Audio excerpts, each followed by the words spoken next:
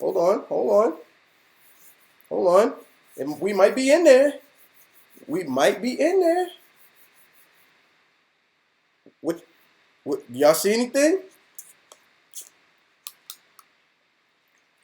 Okay, okay. What does it look like?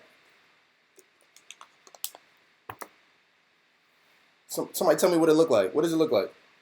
Shalom. Is it working? I don't see nothing on my side. Okay, okay.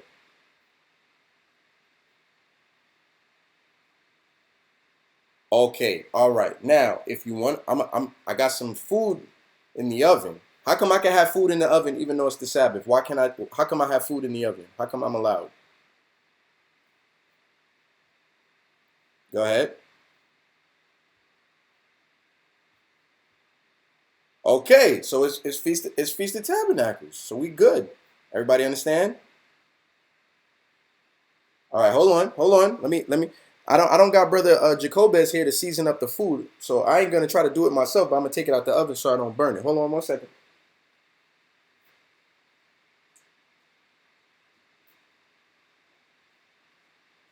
Hold on 1 second. Okay. Shalom. How many people? How about Shimon Shabrakatah? Shalom, sister. Okay. All right. All right. Anybody that's on the call is going to happen first. Okay. So if you're on the call and you're trying to watch the live at the same time, the live is going to be behind. All right. So if you want to listen, listen. If you want to watch the live, watch the live. All right. The benefit of the live is I could broadcast my screen. The lesson could be a little bit more interactive and it can have a little more flair to it, a little more detail to it. Okay. That's the only difference. Otherwise, you're going to get the same lesson if you just listen on the phone, if you're outside underneath the stars, or if you don't have the luxury and you're in the house, you're going to get the same lesson. Con?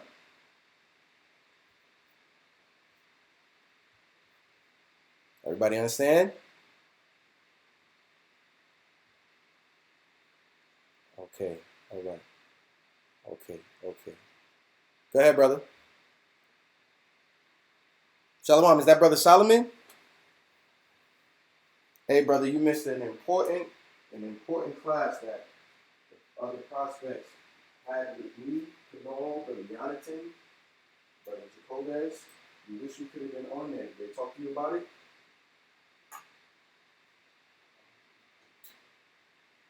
All right, so you didn't get to talk about it. So did you reach out to the brothers?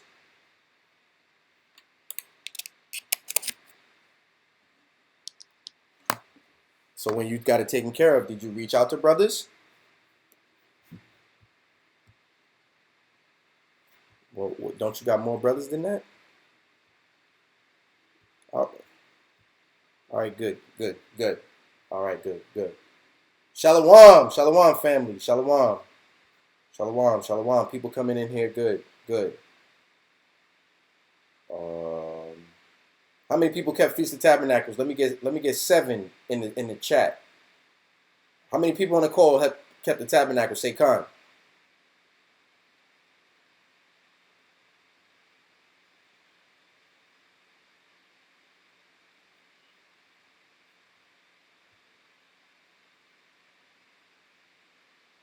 Hey brother, you got one night. Tomorrow night is over with. That's the end. The 8th day is the end. Let's count it correctly. Let's everybody. Let's hold on. Let's everybody count it correctly. Everybody turn to Leviticus 23. Okay. Leviticus 23. Okay.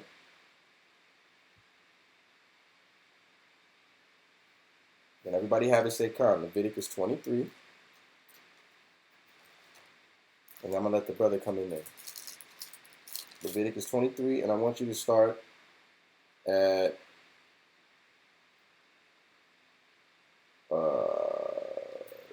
verse 30. 34, okay? Because we're going to count it. And we're going to use wisdom, all right? In verse 34, it reads, Leviticus 23 and 34. See, I didn't got nobody here with me today. It's very different now.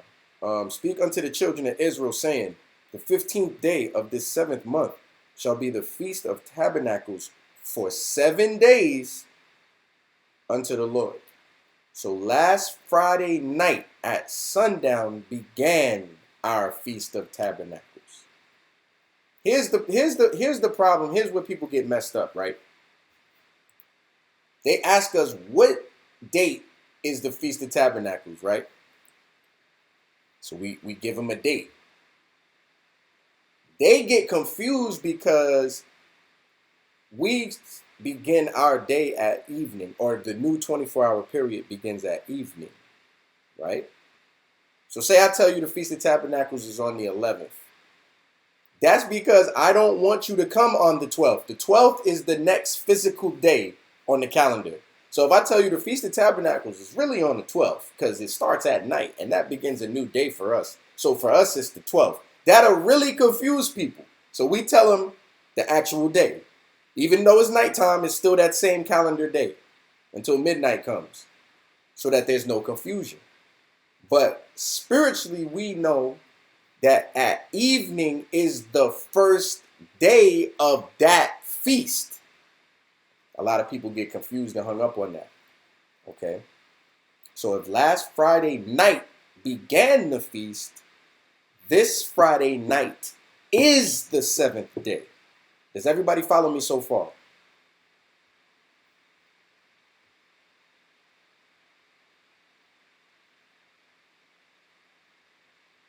Is anybody confused about that?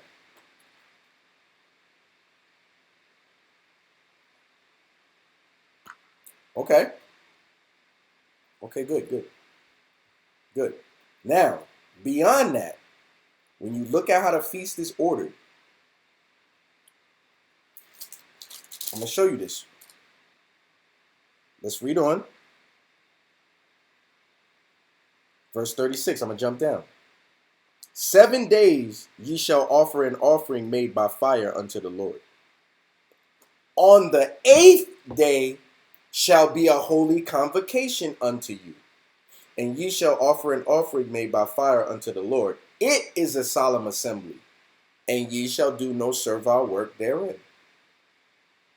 So now, right now is the 7th day. So you still in your tabernacle. But tomorrow at sundown, we supposed to come together again for a gathering, a convocation, because that is the 8th day. Does everybody follow me so far?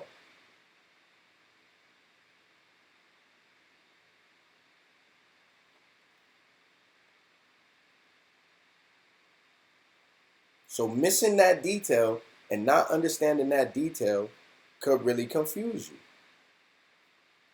Okay? You could feel like for the closing of the tabernacles, you're supposed to have the large gathering now. But really the Bible is telling you that it's on the 8th day. Okay? So that's really tomorrow night is when the people should gather. All right? And y'all don't have to have a camp to gather. Y'all can get together with your family or the other Israelites that y'all cool with. Because at the end of the day, the entire goal of what we're doing, all this teaching, all this energy we're putting forward, is to bring Israel together. Not just my camp, not just, if you're not with the Sons of Thunder, the hell with you, we're not doing that. It's about all Israel. All right, we got a lot of noise on the call. Let's mute our phones unless we're trying to say something. All right? Please, let's mute our phones. Okay? Y'all can't hear on the live because I don't have my phone on speakerphone tonight. It's just me here.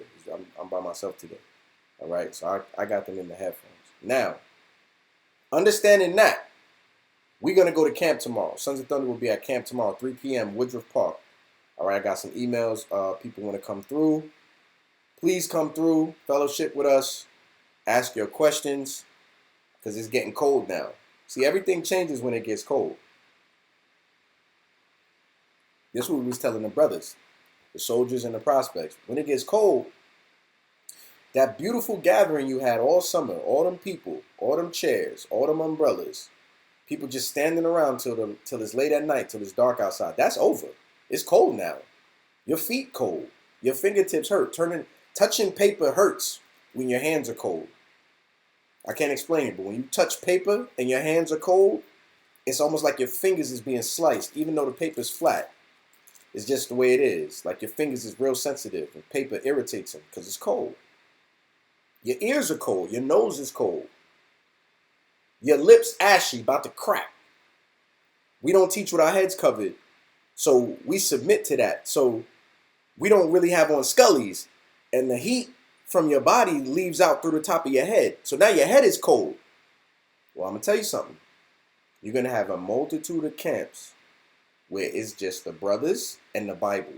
Ain't nobody to argue with you. Ain't nobody to ask you no questions. Ain't nobody to speak to. You prophesying to the damn wind. And I told brothers, y'all coming around in the winter. Other brothers came in when it was getting hot. Y'all coming around in the winter. This is going to prove who really loves the Bible. All right, 44516. I got to mute you. I got to. You're making too much noise. All right, I'm going to unmute you later. You never stop making noise. I don't know if you got your headphones on your jacket and you're walking, but I'll unmute you later. So now, with all that said, brothers really going to have to get into the scriptures. A lot of camp get passed by because people come up with a question. Well, I had a lesson, but this dude come with a question. Yo, that could take 45 an hour just dealing with him. Well, let me get to my lesson. You teach a lesson for about 35 minutes before another person comes up or asks a question. Well, then, now I got to deal with them. And they had a hard question. Oh, they disagree. Now we got to show them the scripts. Well, that's 2 hours. Damn, look, before I know it's 8 o'clock. All right, let me get a couple more scriptures in. Okay, now it's 9:30. Let's shut it down. That's how we was teaching in the summer, man. And all the beautiful people stayed the whole time. People came from afar to hear the word. And that means a lot to me as a person, that people would travel and inconvenience themselves because they think that we good at instructing the scriptures. And that means a lot to me, and I don't take that for granted. Okay? I don't take that for granted. So now, though, brothers, mainly I'm talking to you brothers, it's wintertime. It's going to rain, too. So now it's cold, and it's raining. Your head hurt.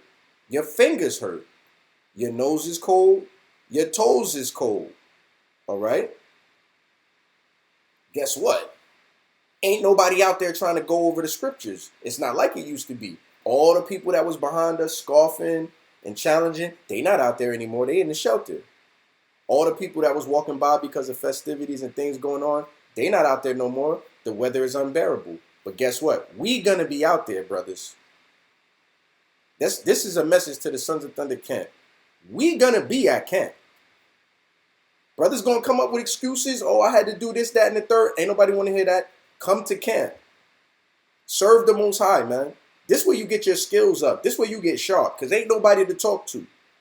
Brothers got to teach, talk about a concept, and build on the Bible. Brothers better have precepts ready to keep the conversation going.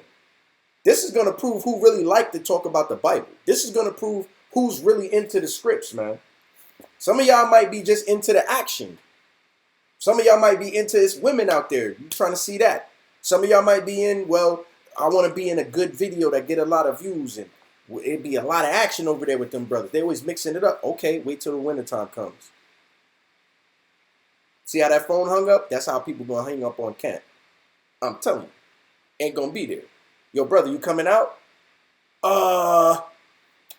Yo, you know what? Something just happened. Something came up. I'm gonna be out there next week. Yeah, because it's 47 degrees on the forecast. That's why. All right? That's why. But if the Most High give me strength, man, and keep me healthy, I'm going to be out there. This is the joy of my life.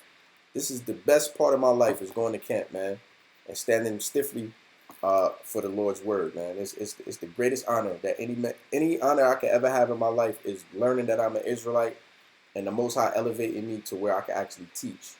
That's the greatest honor in my life, all right? And I hope I hope all the brothers in the Sons of Thunder camp feel like that. Because I can speak for brothers in other camps. They feel like that. They feel glorious to be able to teach the Bible, man.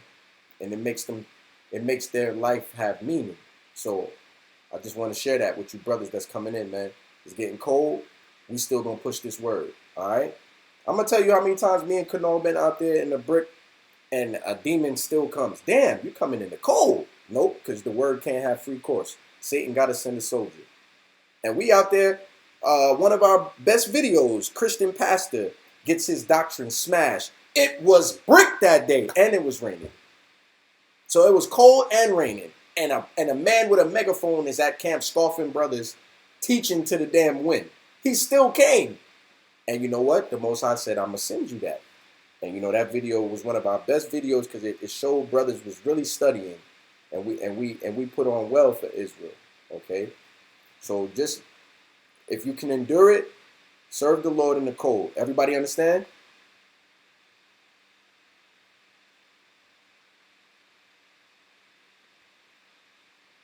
All right.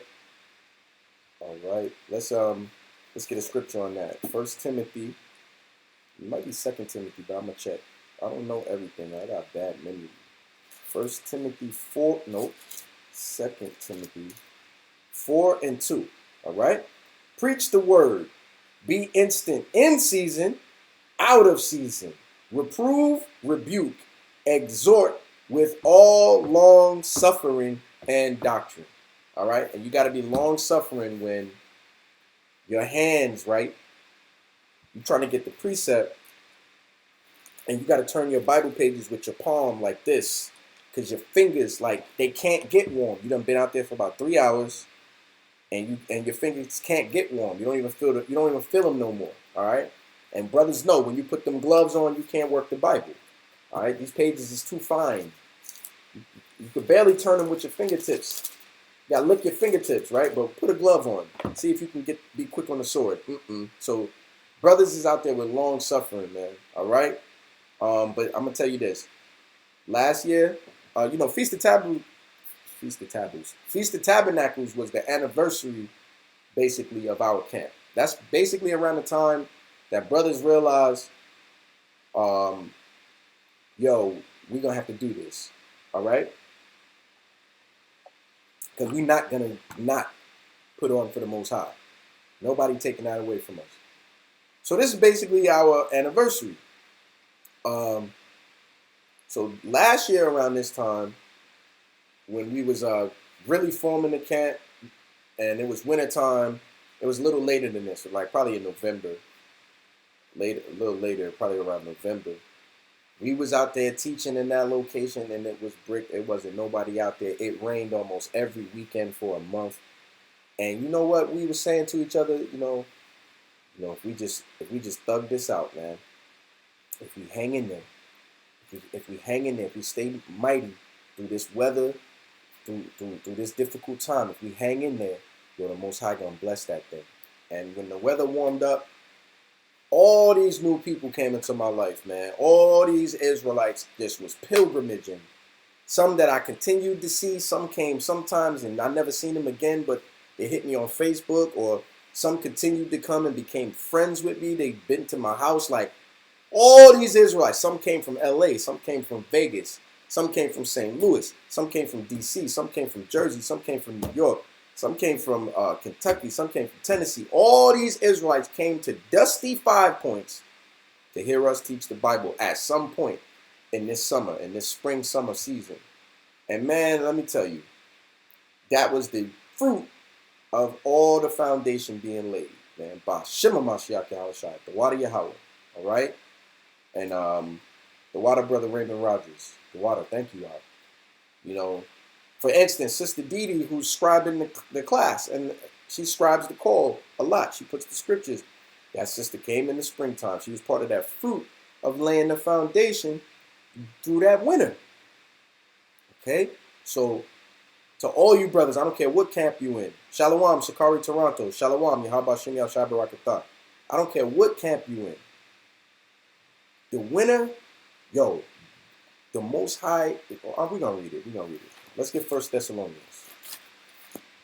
Because the Most High is bound by his word, right? So he got to do what he say. You can't get around it. You know, that's the only time the Most High has to do something. It's because he said it. Well, if he said it, he's going to do it. I think it's First Thessalonians, but you know what I want? I want the Lord is not unrighteous to forget your good works. So who knows where that scripture's at? It's First Thessalonians.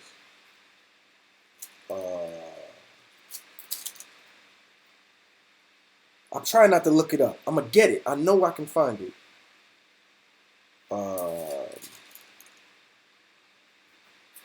Maybe it's Second Thessalonians.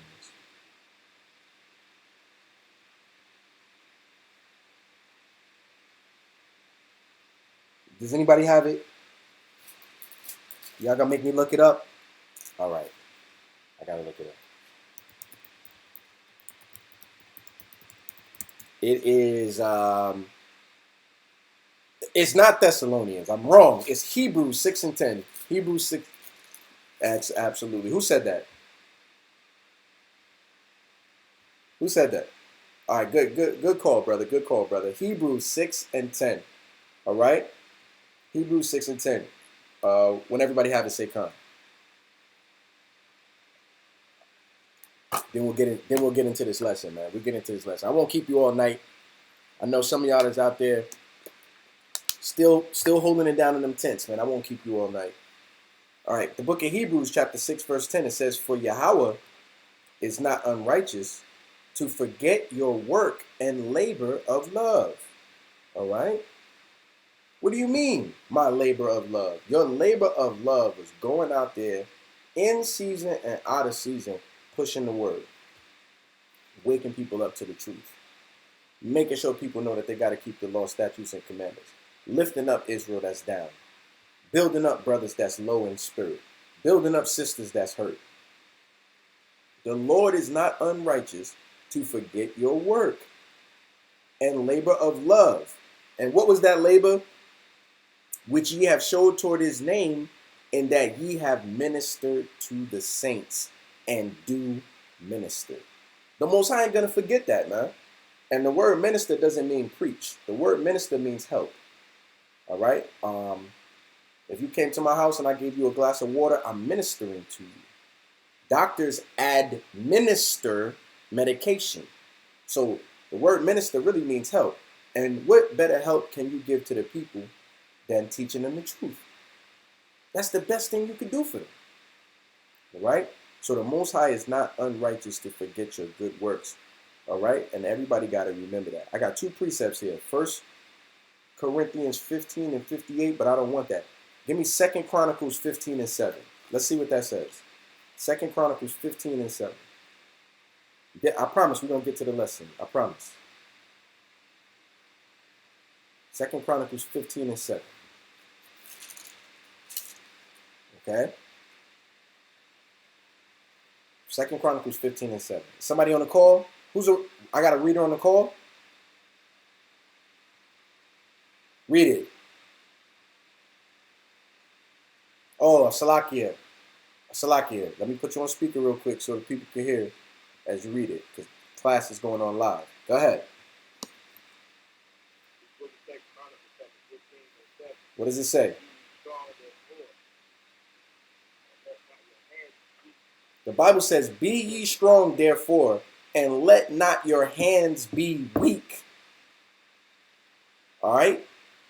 Read on. For your work shall be rewarded. I love that scripture. 2 Chronicles 15 and 7. Mark it. All right? Be ye strong, therefore. You got to be strong. Look, you got to be strong in this walk, man, because Israel always complaining.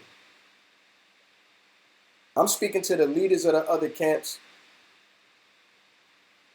brothers who's establishing camps, brothers who's trying to lead their family in the truth, young brothers who's trying to get a Bible study group together. Israel always complain. They not happy. They like you when they like you. When you do something they don't like, you are a demon. And they don't feel you. Okay? Israel complains. That's what they do. You have to be strong, man.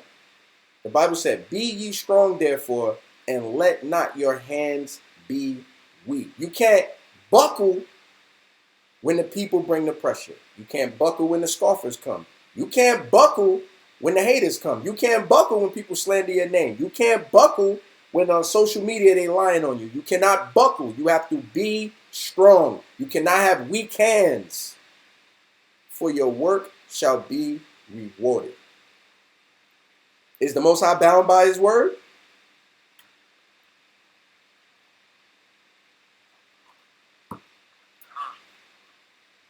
Y'all ain't with me on the class. They with me on live. On the class, y'all quiet. Is the Most High bound by his word?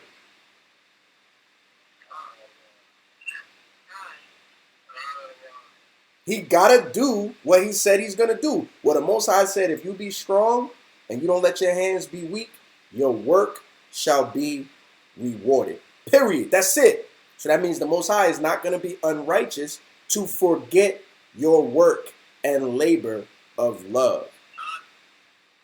That's why them scriptures go together. That's why they are precepts from one another. All right. So you got Hebrews 6 and 10, 2 Chronicles 15 and 7. You know, when you brothers might want to read that before you start camp. You might want to get out there and, you know, before you brothers begin, you say, yo, you're going to have to read this scripture. And it'll revitalize you. It'll remind you that the Most High ain't going to do you like that. He's not going to forget about you. All right, let's get one more, then we're going to do this. I promise. We're going to do the lesson. Let's just get one more, all right? If y'all say I'm taking too long, let me know. 1 Corinthians 15 and 58, right? 1 Corinthians 15 and 58. Now, I'm going to show you this because this one reads beautiful, okay? For the sake of the live, I'm going to read all the scriptures, okay? Because the class, my phone is real low.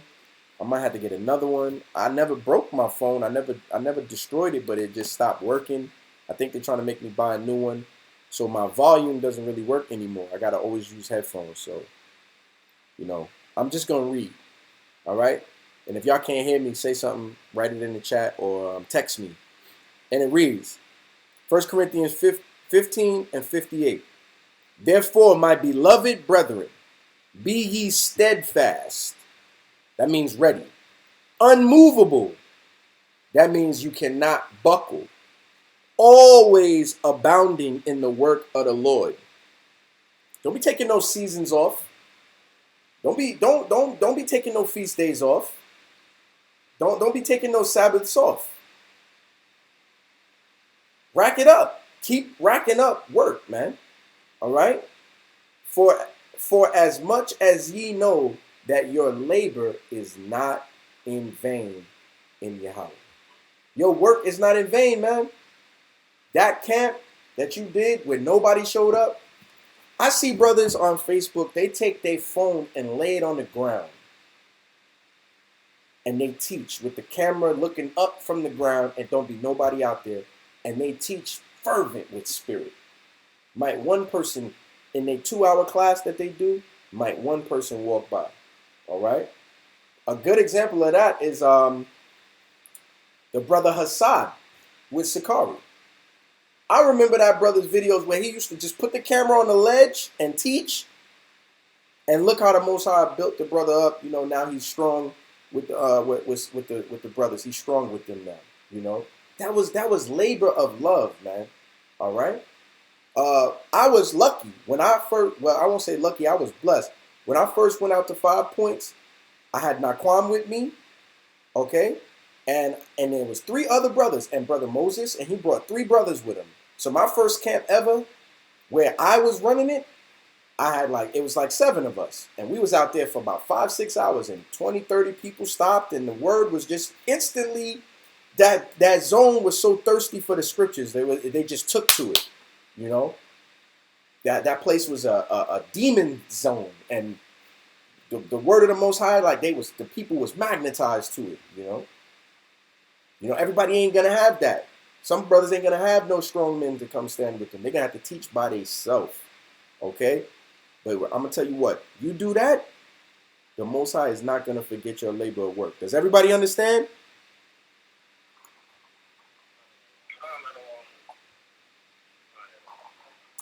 The water, tribe of Simeon. The water, brother. Thank you. Now look. Now we're gonna get to this lesson. Them brothers I just built up, y'all need to know something. Israel is always complaining, man. Let me tell you something. If there's something to complain about, they're going to complain about it. That's how our blacks, Native Americans, and Hispanics, that's our people. All right? We've been like that since the days of the forefathers.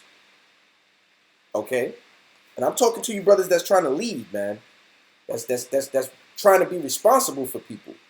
Israel is going to complain. You got to have thick skin. When I teach you, I teach myself. You have to have thick skin. You fathers that lead Israelite families. Israel is always complaining. You're going to work yourself, break your damn back. Your family going to be like, well, what about this and why we don't got that? You can't buckle. You Israelite women. Israel is always complaining. You're going to do everything for them children, man. You're going to cook, clean, go to work, thaw the damn chicken, and one of them babies is going to say, well, why we ain't got this? Because that's the spirit of our people. We princes in the earth. We are princes of the power with God. We royalty. So we're spoiled. It's in our DNA. Even though we came through slavery, destruction, the ghetto, Jim Crow, tucked inside of our spirit is royalty. So we want what we want. And we can't help it. You got to understand that as leaders of Israel. All right? Let's look at some scriptures, right? And understand Israel and give some examples. Now, I'm sure all of you know who Moses is. Right?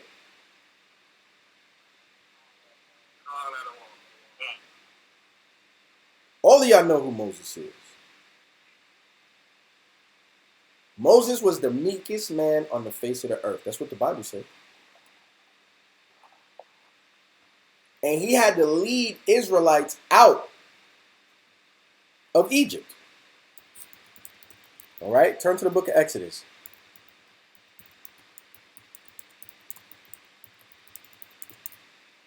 Turn to the book of Exodus. I want y'all to turn to Exodus chapter 12, and I want you to go to verse 36.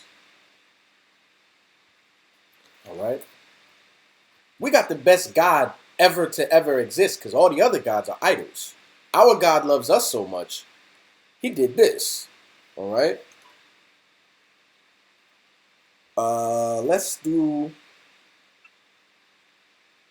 going to do Exodus 12, but I'm going to start at 35. All right. When everybody have it, say come.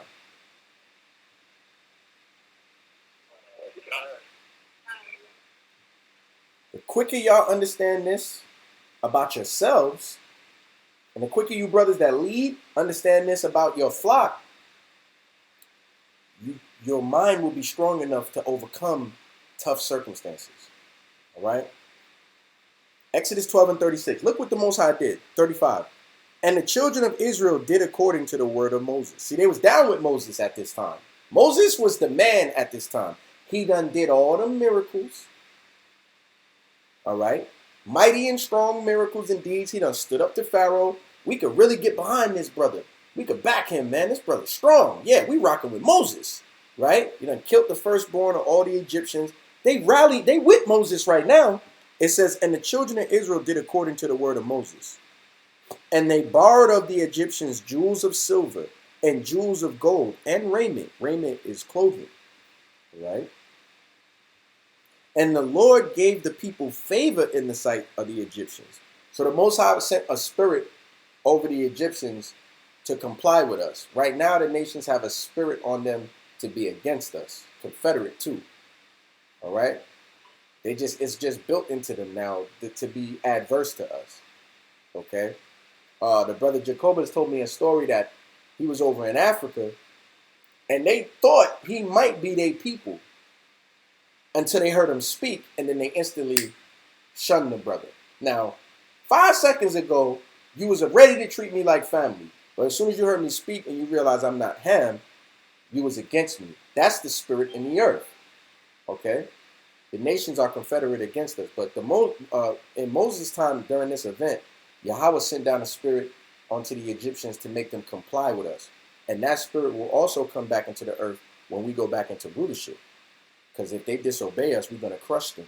Now look, and the Lord gave the people favor in the sight of the Egyptians, so that they lent unto them such things as they required, and they spoiled the Egyptians. Meaning we took all their wealth and sustenance. All right? The Most High took us out of Egypt from a low estate, slaves, and gave us all the riches of the place where we were slaves at. And he's going to do it again. America's going to be destroyed. The Most High said that the kings of the nations shall bring their forces over unto us. That means all their wealth. It's going to happen again. Because that's the plan. We are the top nation above all others. That's not racist. That's something you should hope happens. Because right now you're at the bottom. Okay? Right now you're at the bottom. Right now, your brother's going to get shot while he's in his house eating ice cream.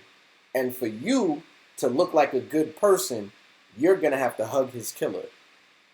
And for you to keep your job as a judge to show that you're not racist against white people so that you can keep your connections, you're going to not only have to justify the wicked and give them the lightest sentence possible, but then you're going to hug them and give them a Bible too. And you, the damn bailiff, you're going to be stroking the woman's hair so that you can keep your position with the police force. See, that's what we have to do now. We have to go crouching. But see, when the Most High turns things, we're going to be the top nation. And the other nations are going to come crouching to us. And they call that racism, ignoring the fact that we have to do it now. See, that's what makes these people hypocrites. That's why I don't give a damn what they be talking about. All right? I love Israel and none else. So now, understanding this, we should be grateful, not only to Moses, we should be grateful and loyal, not only to Moses, but to the Most High. But Israel is always complaining. All right? That's what they do. You need the armor to deal with this. They're going to get in their feelings about things that you can have no control over.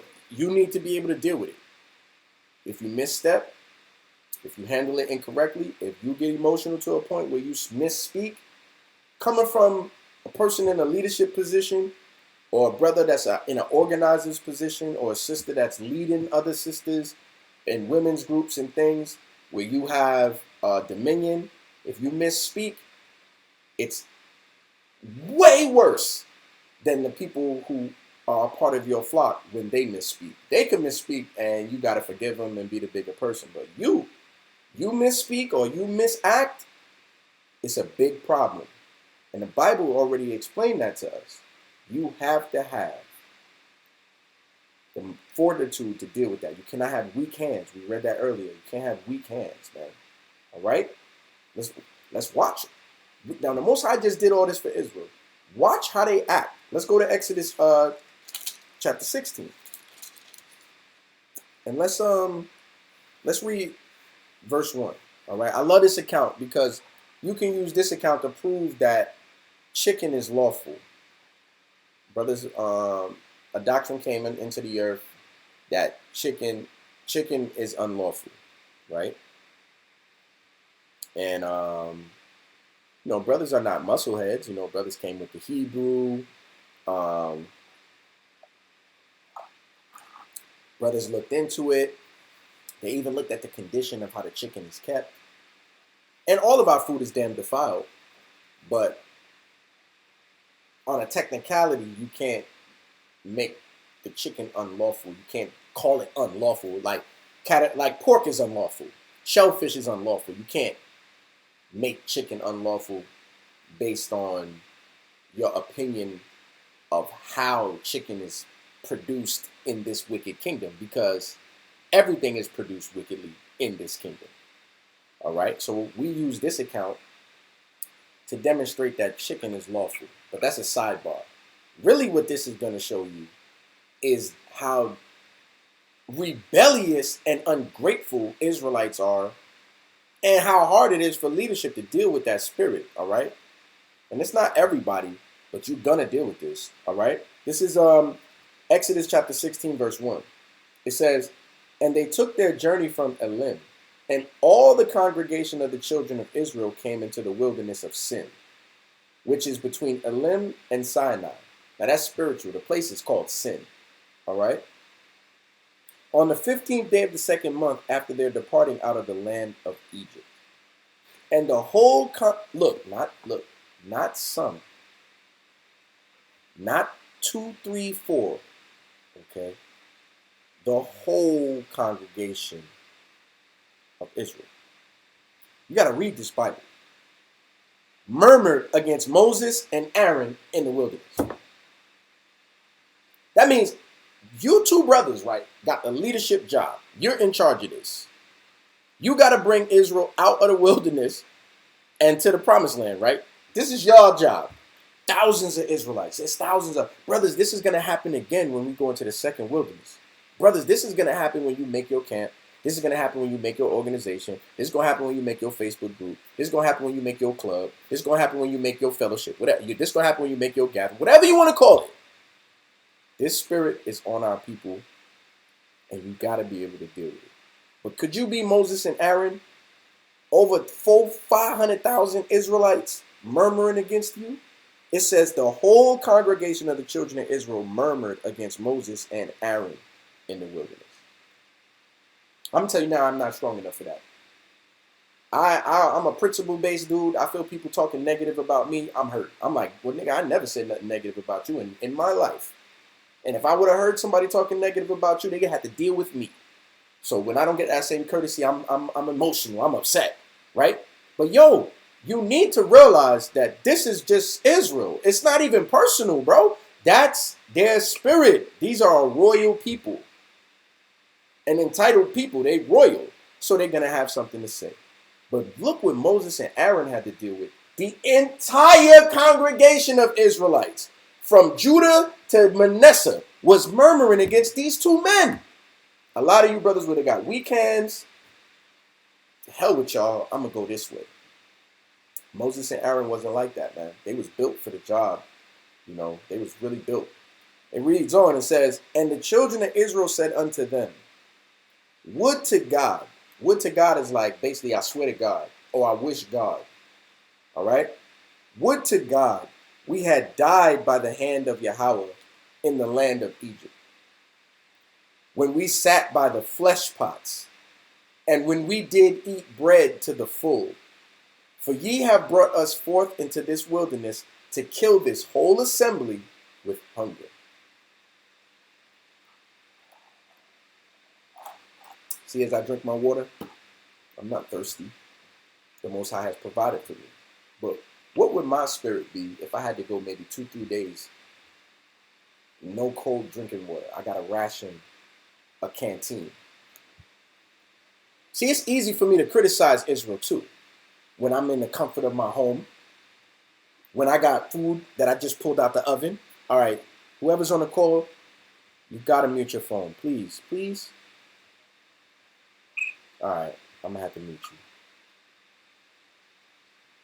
All right, come on now. But look, it's easy for me to criticize Israel. Like, man, the Most High did everything for them. And look how they talking. Hold on. Israel was walking in the desert. They have their own problems. Hold on. Israel's, like I said, this is royal people, right? Their spirit is kingly. And they've been brought to a lower state. But so what? They still got the same spirit. Yo, where the food at? Where the water at? You got to understand your people, man. You got to understand them too. You brothers can't become so harsh that you start banishing people. That sister's out. I don't like her. That brother's out. He said this. Oh, hell no, brother. I'm going to deal with you. We don't want you. No cowards around me. Nah, you know what you have to do? You got to be a counselor. This is the job you signed up for. You got to hear the conclusion of a whole matter. You got to see where brothers and sisters is coming from. Everybody got their own perspective. You got to have your mind unlocked and open to that. Okay? So this people, even though I'm getting on Israel, I'm trying to show you pretty much through experience where my perspective is, even in dealing with matters like this. All right. So hopefully this lesson is useful to Israel. Okay. And hopefully, you know, it can serve some type of purpose. The water, brother Yanu. The water. All right. But what they said was kind of stupid. See, everybody's complaining about hunger and thirst, but what they're really saying is we want to go back into slavery. See, look, let's read it again. Would to God we had died by the hand of Yahweh in the land of Egypt, when we sat by the flesh pots. The flesh pots is where the Egyptians, see, when you go into Egyptian culture, they worship the crocodile god because they believed that that god controlled the Nile River. And the Nile River was their source of food, fish, irrigation, everything. Everything was about the Nile, that whole delta, right? And of course they ham, so they in idolatry wilding out, right? So now they are cutting choice cuts of meat, cubes, and feeding it to crocodiles to honor their crocodile god. They can do that. They put jewels on the crocodiles. They put ornaments in the crocodiles' noses and kept them in the priest chambers, baby crocodiles, to honor their crocodile god. The crocodiles ate better than the Israelites. The Israelites had to eat from the flesh pots. They had to eat the gristle and the slop that was thrown in a pot. And then they had to sit on the ground and dig in the pot and eat like that because they were slaves in Egypt. Israel is asking to go back to that. When we did eat bread to the full, just because they can't fast and wait on Yahweh. For ye brought us forth into this wilderness to kill this whole assembly with hunger. And now they doubted the Most High, saying he only brought us out here to kill us with hunger. Look what the Most High, look what Yahweh Ba'ashem Yahushua did for Israel. Verse 4. Then said the Lord unto Moses, behold, I will rain bread from heaven for you, and the people shall go out and gather a certain rate every day, that I may prove them whether they will walk in my law or no. The Most High could have just killed every single Israelite right there for saying that nonsense. The Most High had patience because he loved you. The Most High loved y'all more than I ever could. The Most High loved Israel more than any of you ever could love Israel. The Most High loved them more. All right? He loved them so much he caused manna to come out the sky. Bread from heaven. Perfect food. And said, gather as much as you want and eat as much as you want. Just keep my commandments. Look at Israel, man. Let's read verse 8. Verse 7. And in the morning, then you shall see the glory of the Lord, for that he heareth your murmurings against the Lord. And what are we that ye murmur against us? See how humble Moses is? He's like, damn, why are you speaking against me? You're really speaking against the Most High. Who am I that you should even speak against me? I'm nothing. The Most High set me up. That's the spirit we also have to have, brothers in leadership position. You got to be humble, bro. All right? Any man that thinks he is something when he is not knows nothing as he ought to know. All right? And Moses said, this shall be. Even the Lord shall give you in the evening flesh to eat, and in the morning bread to the full. For the Lord heareth your murmurings which ye murmur against him. And what are we? Your murmurings are not against us, but against the Lord. So now Israel, when a brother sacrifice and set up something, when a sister sacrifice and put something together for you, they're not really doing it for their own glorification. They're doing it to honor the Most High. And when you, in your feelings, speak against brothers and sisters that are trying to do for you, you're really murmuring against the Lord. Nobody's infallible. As much patience as they have with you, you have to have with them, because it's really the Most High that set them up to even do that. So to speak against them is like speaking against the Lord. This is what the Bible is saying. When they was talking against Moses, they were speaking against the Most High.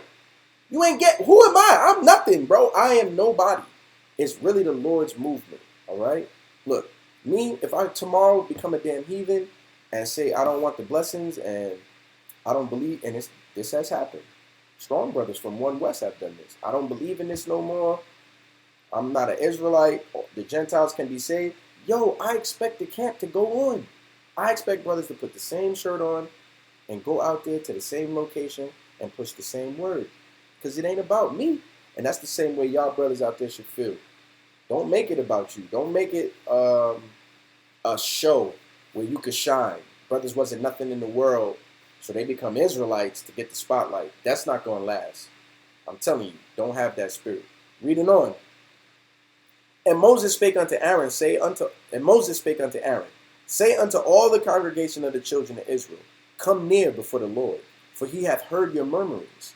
And it came to pass, as Aaron spake unto the whole congregation of the children of Israel, that they looked toward the wilderness, and behold, the glory of the Lord appeared in the cloud. See, they even got to see the Most High. We don't even have that. Can you believe these people complaining, and they actually get to see the glory of the Lord? What's that like? And the Lord spake unto Moses, saying, I have heard the murmurings of the children of Israel. Speak unto them, saying, at even ye shall eat flesh, and in the morning ye shall be filled with bread. And ye shall know that I am the Lord your God.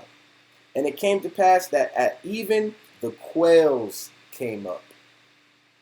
Now we know that a quail and a chicken is basically the same bird. Now what I wanted to do, now that we got the better setup, I want to share my screen with you because I want to show you this. All right, the quail and the chicken. All right, and I think everybody on the live should be able to see it too. Just bear with me because I'm a muscle head. Let me figure out this app. Hold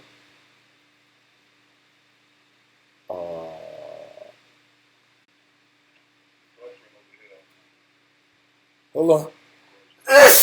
Hold on.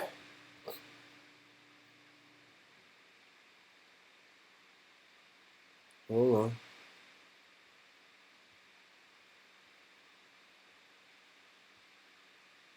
All right. Is it still frozen?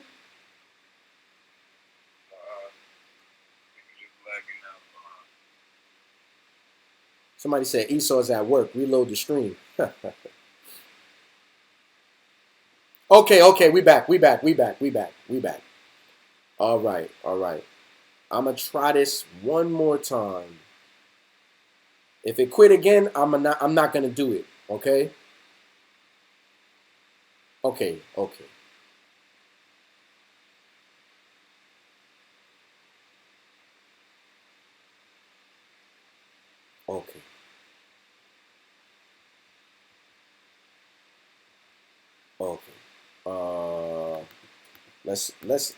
Let's go to Google because I just want to show you this. All right. And if I can't do it, it's okay. You know what I mean? If I can't do it, all right.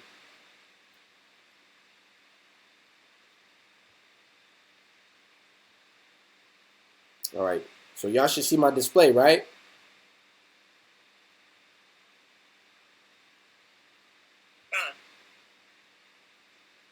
Okay. Can y'all see a whole bunch of screens?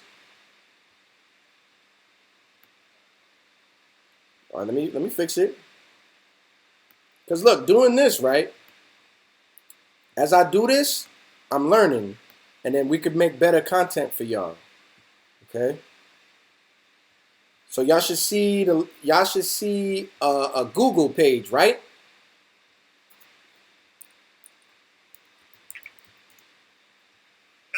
Now you see me looking for quail, right?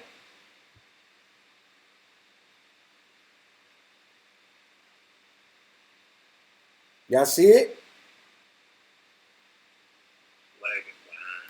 I know. Let me look at the live. Somebody said Khan on the live. Let me pop the chat out so I can watch the chat. Look at me, man. I'm getting good. We'll pop the chat out, right? So now, somebody text me. Y'all see this quail, right? Now, if somebody somebody said I'm being extra. look at this animal here. This is a beautiful bird. Look at him. Fit in the palm of Esau's hand. You know, Esau want to be his friend. But the Most High said, this is food for us. Look at a quail. Look at him. Right? I like this picture right here. Look at this picture right here. You see this picture? That right there is a quail. Now look at a quail when he's ready to be eaten. See that? That look like the same chicken you buying from Kroger and Pathmark. You see this? But see, when y'all think of chicken, this is what you think of. Well, yeah, of course you think of this. Damn, already prepared. You think of the white chicken that's mass produced on a farm. My man right here, this foghorn leghorn right here. If you want to call and you can't hear, you don't necessarily need to see this. Like, you'll be able to watch it later. That's a chicken. This is what you think when you see a chicken. Somebody in the chat said it looked good, scrumptious. Jake is off, man. Look, concentrate. That's a chicken. Okay? You not seeing these chicken in Jerusalem in the wilderness. This is not the chicken that you're going to see in Jerusalem. Let's go back to the quail. Look at him now. That's a wild quail. It's a beautiful bird, right? But that's food for you. Look at his feet. Now, I'm going to show you a wild chicken. Now, do that look like the same chicken you see on the farm except for his wattle and his crown? Look at him. Right? These are wild chickens. Look at him. Now, don't that look like a quail? That's a female wild chicken. Look exactly like a quail. That's the rooster. He got all the colors. You know how the Most High makes the male flamboyant so he can mate in the animal kingdom. But if you look at this bird, don't that look exactly like the quail? That's just a chicken. So what I'm trying to show you is a quail and a chicken is the same type of bird. So if the Most High gonna give you quail to eat, how can chicken be unlawful? Do y'all understand what I'm saying?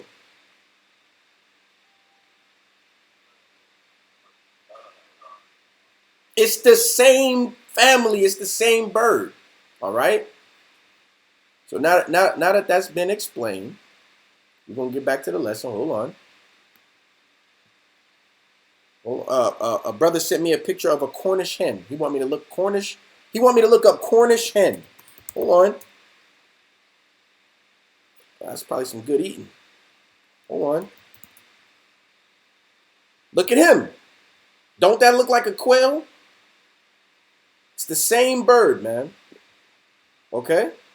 Look just like the quail picture. The female quail look just like the female Cornish hen. It's just a wild fowl.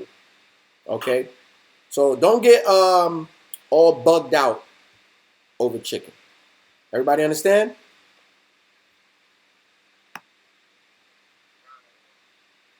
Okay. Okay. Okay. Very good. Very good. Very good. Back to what we're saying.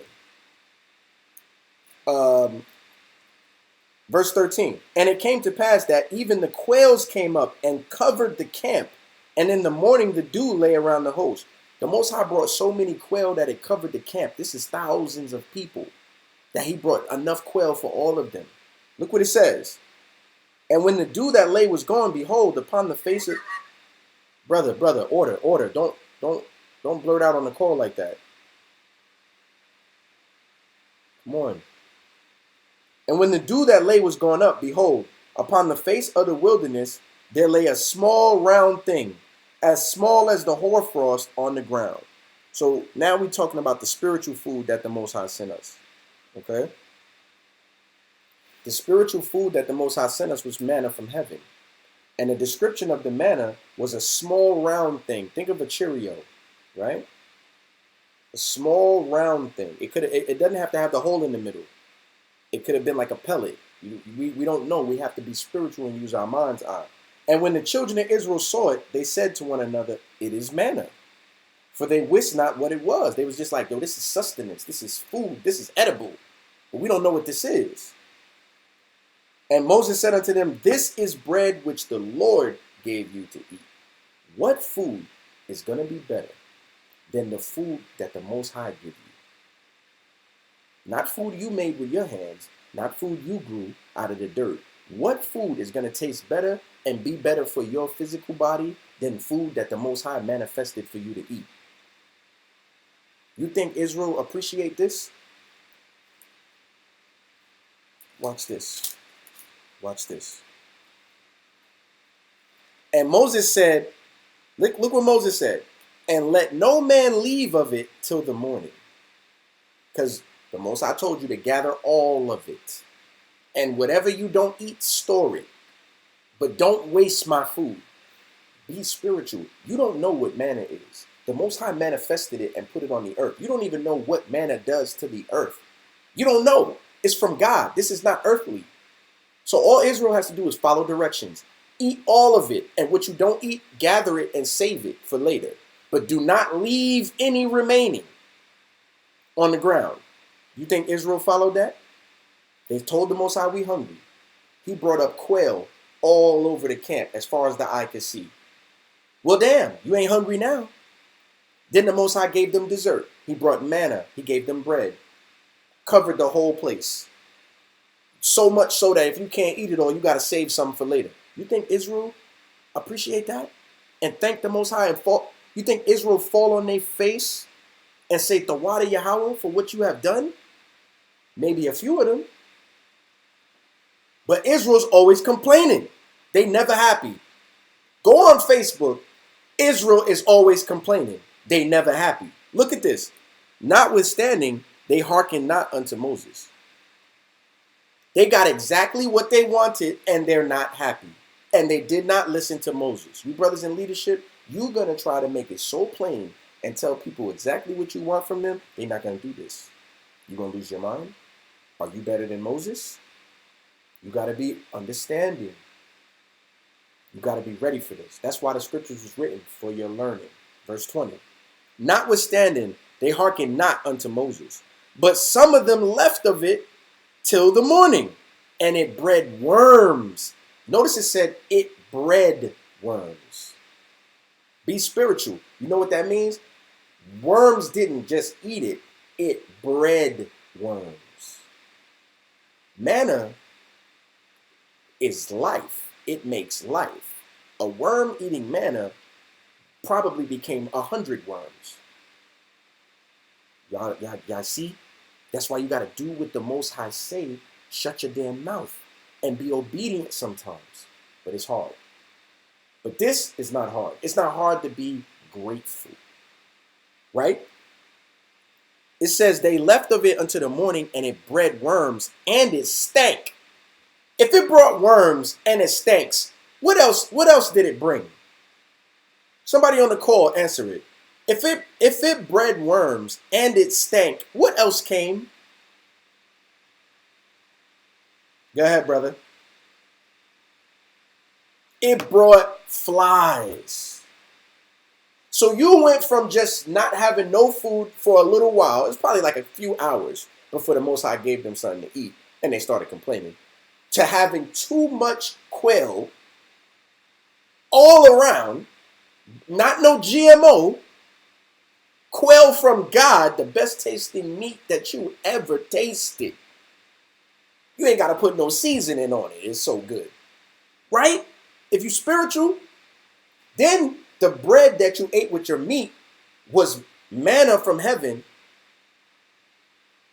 that you're going to go a while without eating again.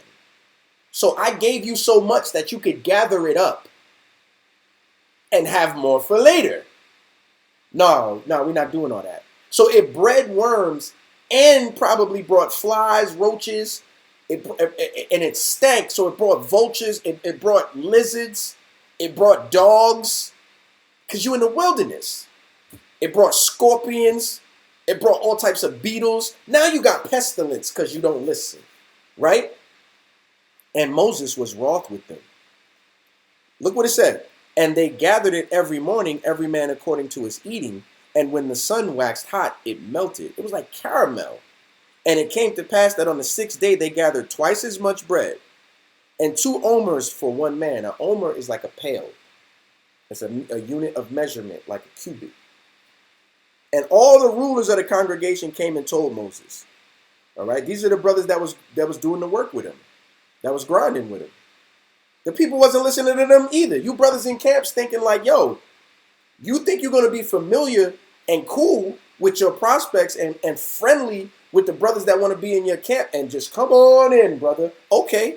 And they're going to disrespect you tomorrow. That's why you need order, rank and file, discipline.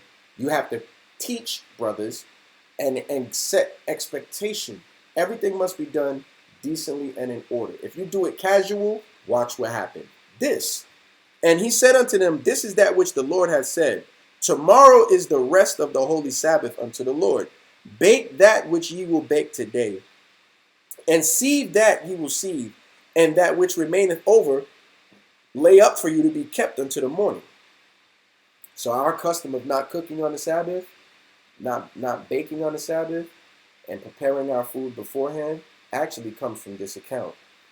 And they laid it up till the morning as Moses bade, and it did not stink. When they listened, it worked out. Neither was there any worm therein, and it didn't bring pestilence. And Moses said, eat that today, for today is the Sabbath unto the Lord. Today ye shall not find it in the field, because you're not to work. So you shouldn't be out there gathering and picking it up, searching for it, making piles of it, right? I want to jump down.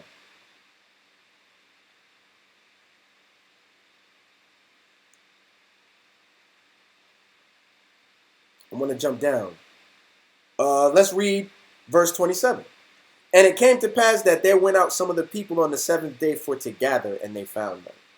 So now the Most High just told you not to do that. I gave you so much, you should have too much.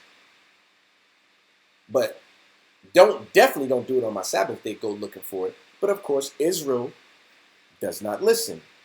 Do y'all see that your forefathers was bugged out of their minds and simple and stupid? The Most High showed himself to them in the glory of the cloud. He's sending them spiritual food and they don't listen. So what do you expect from Israel today in the corrupt situation we in? You got to have even more patience than Moses.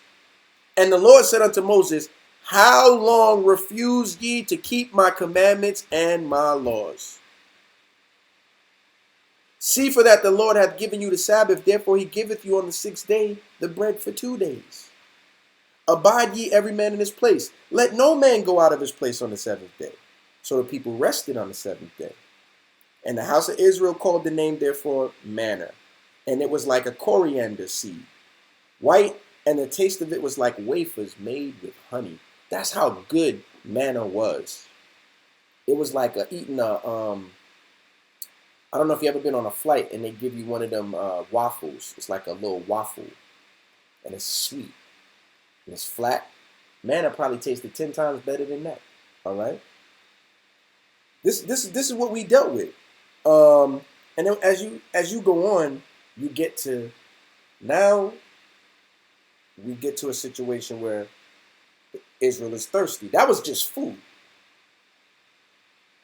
That ain't enough. All that work the Most High did, not killing nobody for not keeping his commandments, just having more patience with them, giving more orders to Moses, just training the people up, being patient with the people. You think they would say, well, if we ask the Most High, he'll save us. But now they got thirsty. This is chapter 17. This is the next page, right? 17:3. And the people thirsted there for water. First of all, let's read verse 2. No, man. Oh, God. We got to read verse 1. And all the congregation of the children of Israel journeyed from the wilderness of Sin after their journeys according to the commandment of the Lord, and pitched in Rephidim. And there was no water for the people to drink. Now, we just did a Day of Atonement. The time will come, maybe, where you might need to not eat or drink. So you need to actually build yourself up and fast during the year. Not just the Day of Atonement and then it's just miserable. Be comfortable with fasting. That's a spiritual affliction that builds up your spirit. Be comfortable with fasting. Or be like these people. Because look, all they had to do was pitch tent for the night. We're going to move on from here. But tonight, there was nothing to drink. Probably in the prior place, there was so much water, all they had to do was gather it all up. If you're strong, you're going to carry it with you. It's going to be a burden, but you're going to have water. Do you think Israel was doing that? Israel wasn't even willing to pick sweet manna off the ground. So you definitely know they wasn't drawing no water. All right? So it's their fault. They ended up in a place where there's no water. Do you think they could have the responsible mind to say, this is my fault? I have a part in this. So I should have gathered water because I didn't. We're going to be thirsty tonight. Tomorrow the Lord will provide. Everybody, let's rest. You think Israel was like that? No. Israel want to complain. Look at verse 2. Whereof the people did chide with Moses and said, chide means like, Moses, come on. I'm thirsty. Moses. Man, Moses, you probably get, and niggas that do that to you. They'll talk about you like a damn dog, man. When they not feeling good, when they upset, they're going to talk about you any kind of way. You know, they murmuring, so they like, man, Moses probably got water. I bet the Levites got water. Every time they go in the tabernacle, I bet they're in there drinking, man. He ain't giving us none. Yeah, you're right. I ain't never liked them Levites anyway. They think they better than us. That's Israel. Yo, can we mute our phones? Because that actually hurt my ears. I got headphones in. Can we mute our phones, please? All right, you're muted. All right? Because you're just not listening. Because Israel don't listen. They don't listen. So now, why chide ye with me? Wherefore do ye tempt the Lord? Remember, you're not complaining against Moses. You're actually complaining against the Most High. Leadership is set up by the Most High. When you complain against leadership and don't want to follow their directions, or when you murmur against leadership, or when you speak ill of leadership, when you try to destroy what leadership has built, when you go on Facebook lying and fabricating ways to destroy leadership, you're not doing that to that person. You're coming against the Most High because he sent that person up, dummy. Now, look what it say. They chided with Moses and said, give us water that we may drink. And Moses said unto them, why chide ye with me? Wherefore do you tempt the Lord? I can't give you nothing. The Most High is the one that's going to give you water. Why are you acting like I could give it to you? And the people thirsted for water. And the people murmured against Moses and said, wherefore is it that thou hast brought us up out of Egypt to kill us and our children and our cattle with thirst? Let's put this in perspective right now. Moses is being accused of trying to kill not only the person that's thirsty, but his whole family and everything that he loves. Mind you, Moses was chilling in Pharaoh's house good. Moses had jewels. Moses had women. Moses had luxury. Moses had comfort. Moses had servants. And he left that to go be with you, Israel. You ain't doing that. Moses will do that. And the thanks that he gets from you is you're slandering him. You're talking amongst each other. Yeah, Moses tried to bring us out here just so he could kill us, man. You don't think that hurt Moses? You don't think it hurt him to feel like that people talk about him like that, man? The same people that he gave up everything to do for and to serve? Let me show you something about Moses, all right? I want to show you something about Moses and his character and why he didn't deserve this. All right, go stay in Exodus Let's go to Exodus. Look, put your finger on this. We're going to come back. Let's go to Exodus 32, right? And we're going to read 21. All right? It's a thankless job. But you got to have the mental fortitude not to quit. Some people when they try like in a typical Jake, if he throws a party right at his house and people come in his house and they're like, "Yo, you ain't got this? Yo, where's the rest of that? It wasn't enough of this. I'm out. Yo, I'm out. Ain't no more liquor here." Yo, you know how Jake feels? He feels like, damn, what, you could have brought some liquor? I threw this party for y'all to chill. And y'all didn't even say thank you. And then you criticizing me because I ain't have something that I didn't even know you wanted. And you came here empty-handed. You know what Jake is going to do after that? Never again will niggas ever come to my house. And then he go on Facebook and say, "Yo, I don't like black people. They ain't grateful. I don't mess with them, man." Because he doesn't have the patience of Moses.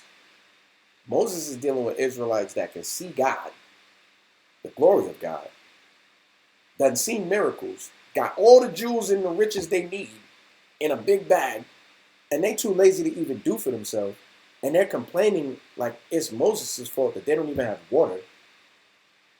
After God just met, like they can't just say, "Yahweh, send us some water, please." No, we're going to complain and speak against you and slander you. Yo, Moses still loved these people. That's why Moses is an all-time Hall of Fame great Israelite. All right? He's in the top tier Israelite. Brother Moses. When Christ was transfigured and he showed you his glorified body for a moment, Elijah and Moses was there to see that. All right? Because that's who them brothers are. They are the top men. Brothers saying they second to Christ in the earth, or they second in command to Yahweh. Wait a minute, where's Moses come in? Where's David? Where's Gideon at? Samson don't come in here nowhere. He don't outrank you. That's why we need humility, but we still them same Israelites, so we don't have that humility. This is powerful to understand how much Moses loved people who totally disrespected him all the time. How much he loved them, man. Exodus 32, right? So, brother in the chat said those is the OGs. All right, okay, okay. This is Exodus 32 and verse 21. All right. And Moses said unto Aaron, "What did this people unto thee that that thou hast brought so great a sin upon them?" Okay. When you read up above that, Aaron made the golden calf. Brothers, leadership. Aaron is Moses' right-hand man.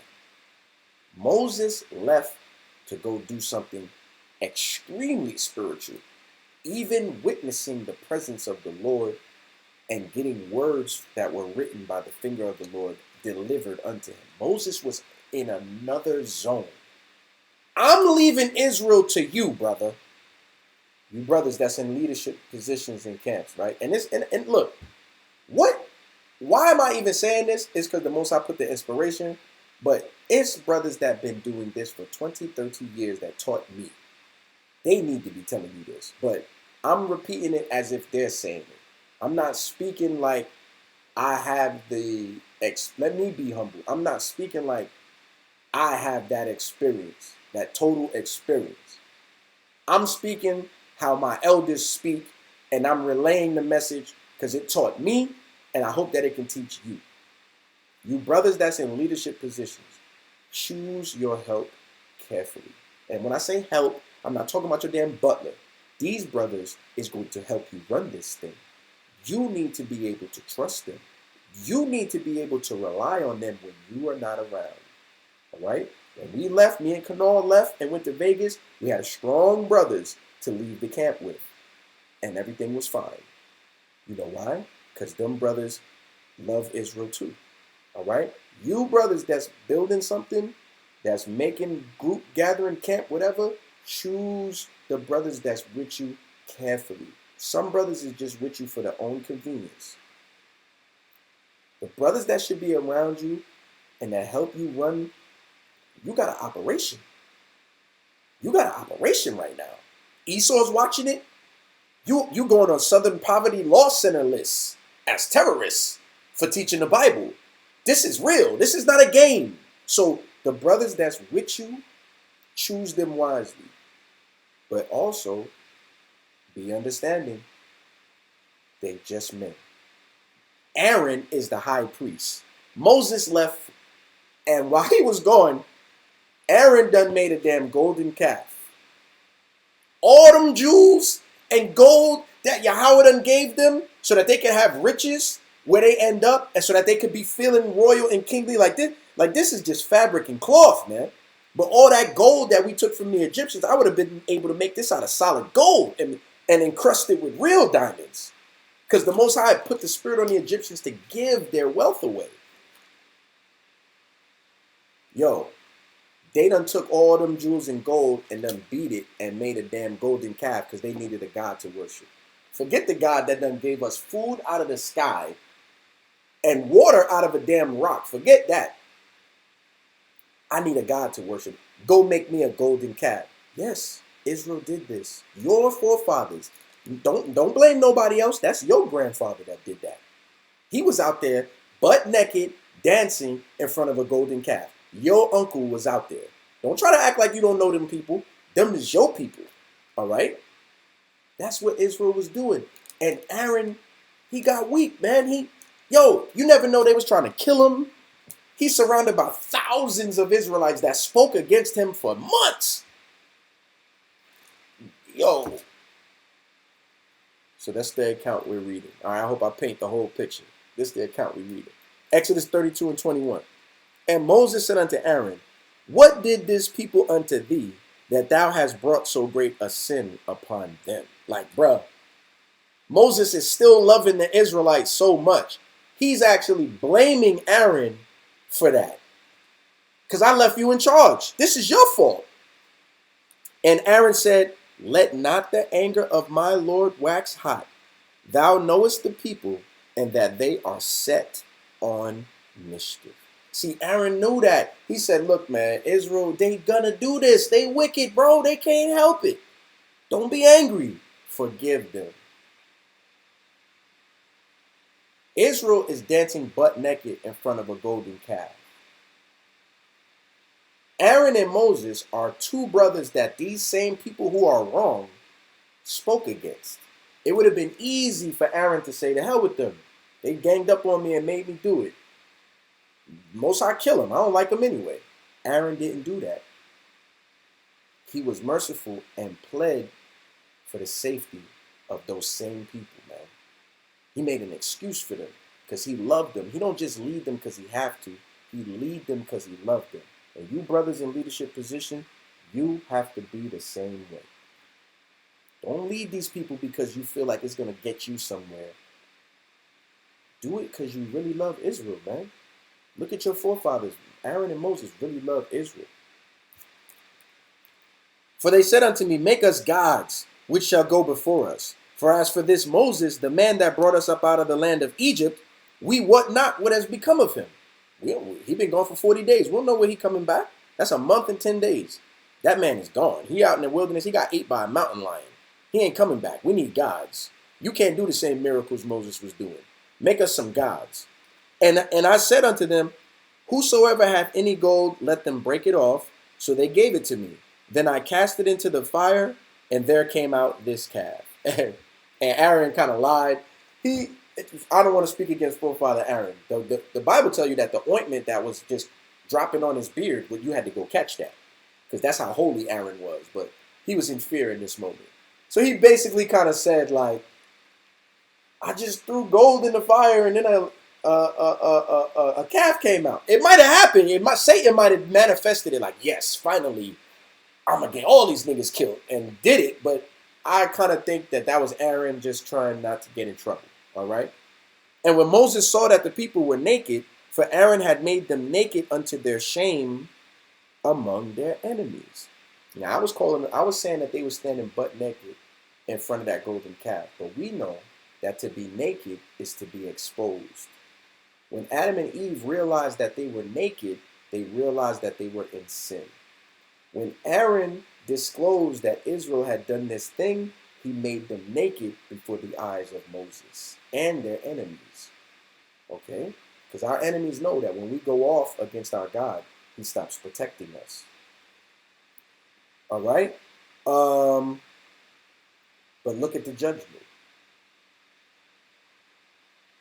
You ain't going to murmur but for so long.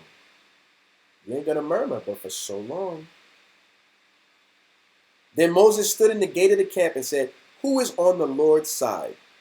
Let him come unto me." And all the sons of Levi gathered themselves together unto him. Now, all you people that's slandering, speaking against camps, throwing brothers' names in the dirt, lying on brothers, going out of your way to destroy brothers. Oh, yeah, one of them just hung up. I heard that. I hope that fear landed on you. Remember, you're not speaking against that brother. You're speaking against the Most High. And when you play with the Most High for too long, you're going to put your ass to death. I'm telling you now. You better get in order. You better start being like Aaron and Moses and loving your people and being compliant and being respectful of people that have gone out of their way for you. Stop murmuring and disrespecting brothers and speaking ill of brothers and sisters. Stop talking about sisters because you don't like her garment. So now you're going to talk about the sister. I don't think her attire is correct. Did you ask that sister, does she have any other clothes? I bet you didn't. I bet you looked at her. Oh, she's out of order, showing all her cleavage. She got to split up the leg. Did you ask that sister, does she have anything else to wear? Or did she do her best that day to put on a dress and come to camp? Did you ask? Stop murmuring so damn much, man. Because look what happened to these murmurers. All the sons of Levi gathered themselves together unto him.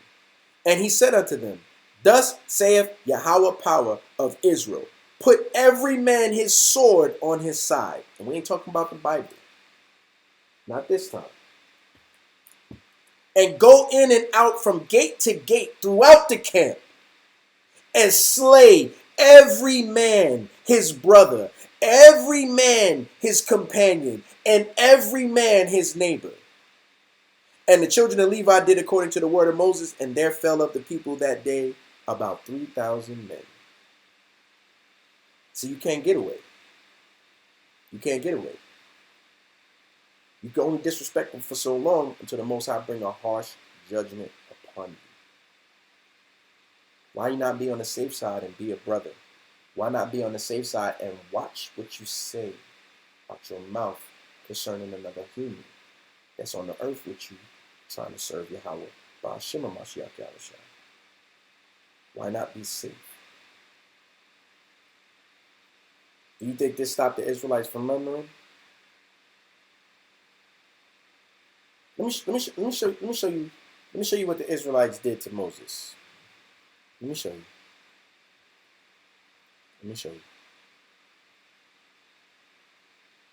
All right.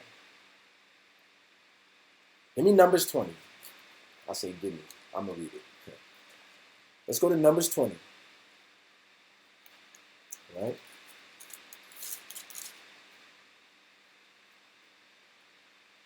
Okay. I'm going to read verse 2. Now, this is the same circumstance. Again, you think Israel would have learned from the last time and adapted and evolved? Nah. This is Numbers 20 and 2. "And there was no water for the congregation." We've been here before, right? "And they gathered themselves together against Moses and against Aaron."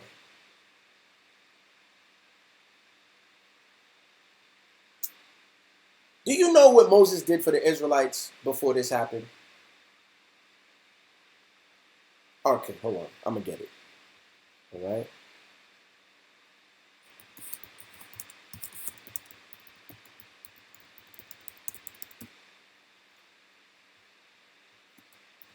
I'm going to get it for you. All right. Let's go to Exodus 32 and 10. Keep your finger on Numbers 20. You're going to go it. If I'm going too fast, if you're on a call and I'm going too fast where you cannot keep up with the precept, please let me know. If I'm going too fast on a live where you can't keep up with the precept, please let me know, because I'm by myself, so I'm moving quickly. Okay, let's go to Numbers 32, and let's go to verse 9, and then we're going to go back and read that Numbers. So we are Exodus 32 and verse 9, and we're going to go back and read that Numbers.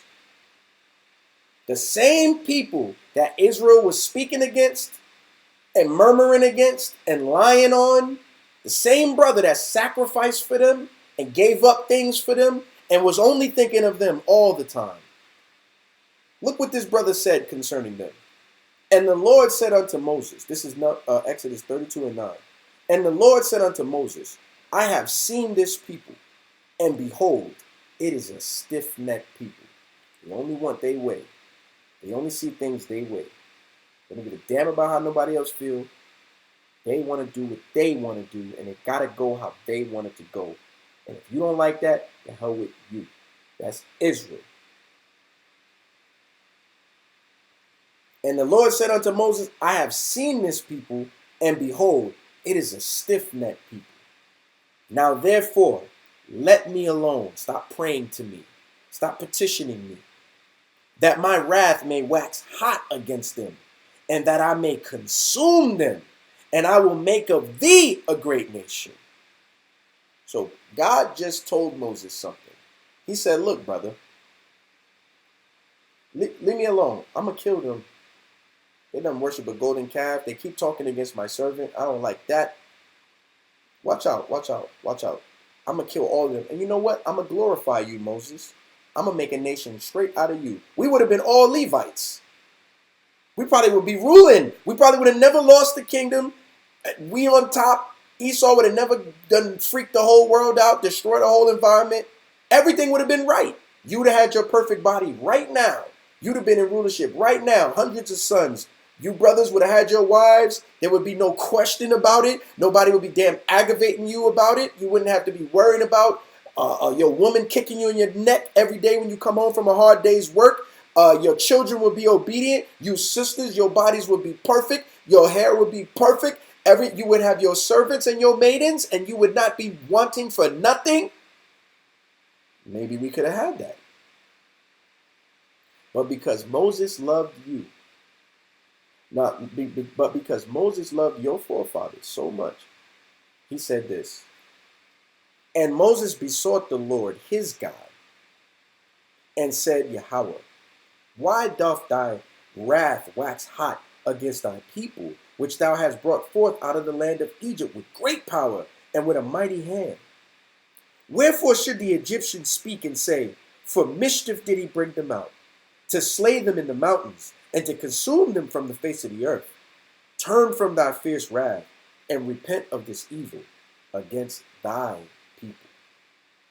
Moses, the greatest lawyer of all time, saved Israel just by asking the Most High that. Remember Abraham, Isaac, and Israel, thy servants, to whom thou swearest by thine own self. Didn't you start this lesson saying the Most High is bound by his word? Moses brought that up. That was bold. Most High could have killed him right there. Who talking to? But Moses was working so hard to save y'all. Thou swearest by thine own self and said unto them, I will multiply your seed as the stars of heaven. And all this land that I have spoken of will I give unto your seed, and they shall inherit it forever. And the Lord repented of the evil which he thought to do unto his people. Moses saved Israel. Moses was a savior of Israel many times. Moses saved Israel many times. That same Moses that didn't come back and brag to Israel, yo, I saved y'all. The Most High was going to kill y'all. Come on, show me love, y'all. I saved y'all. Yahweh was going to kill y'all, but I saved y'all. Come on, show me love, y'all. Moses didn't even do that. He probably never even mentioned that conversation. and went and sat in his tent and ate manna that he had gathered, that he still got. You know what I'm saying? Let's go back to Numbers. Let's go see what them people. Yeah, Tavin Griffin. Yet we still, and notice Tavin took accountability in the comments. That gave me a little chills right there. Tavin said, "Yet we still murmured." It was us, y'all. We are our forefathers. We did that. We was the ones out there acting. I was probably one of them ones acting like that.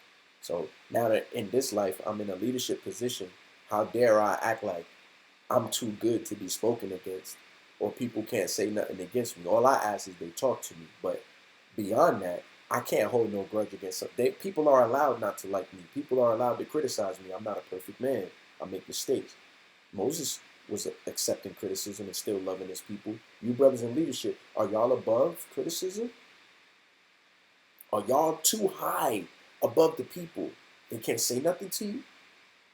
Are you drunk with power? Numbers 20. Let's go back. Numbers 20 and 1. Then came the children of Israel, even the whole congregation, into the desert of Zin in the first month. And the people abode in Kadesh. And Miriam died there and was buried there. Miriam murmured against Moses, and the Most High slapped her with leprosy on the spot. I think that's Numbers 12 and 10.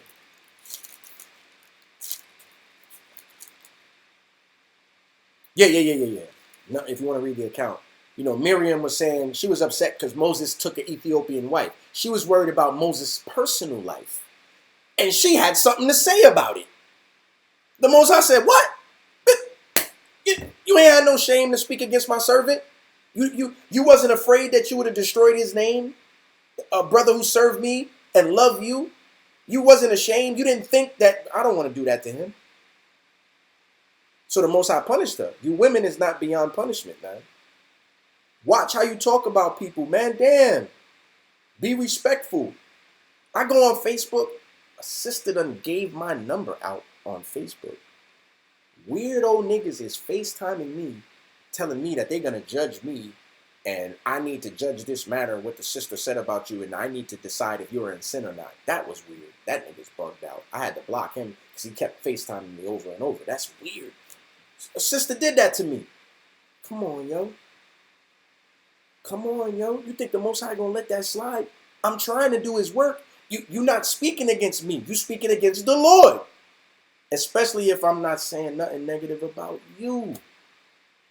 Our people is not thinking. Our people is not really reading this Bible either. This is the beginning of the Bible. Numbers 20 and 2. And there was no water for the congregation.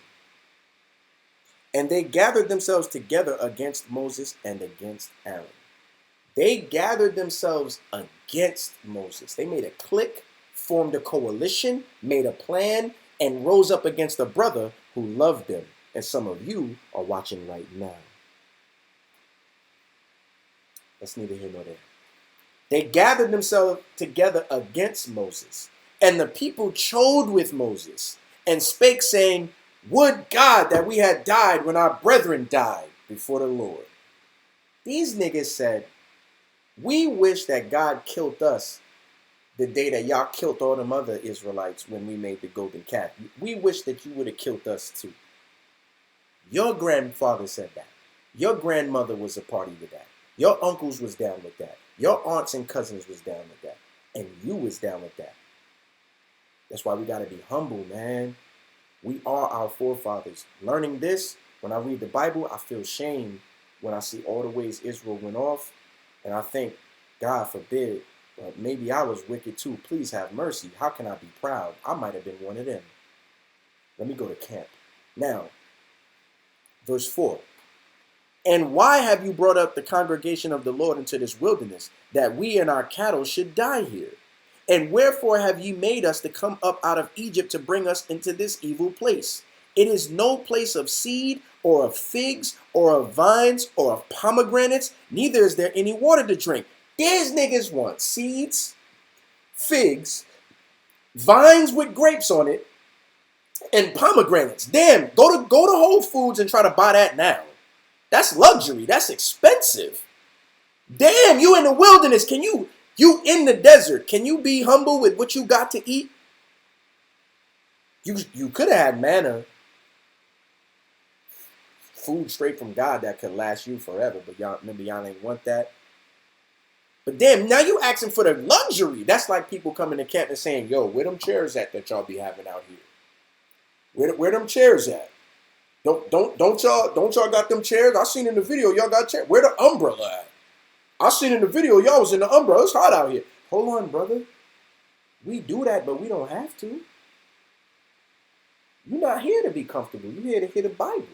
We sweating, turning black in the face because we standing in the sun. I take this off. I got a tan. My head is not tan like my face. My feet hurt. Brother's feet hurt.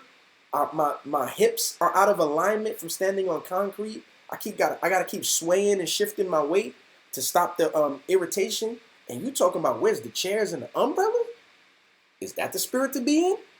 We got to think about where the wine at. I know y'all got that wine. I be seeing y'all on the video where the wine at. What the hell?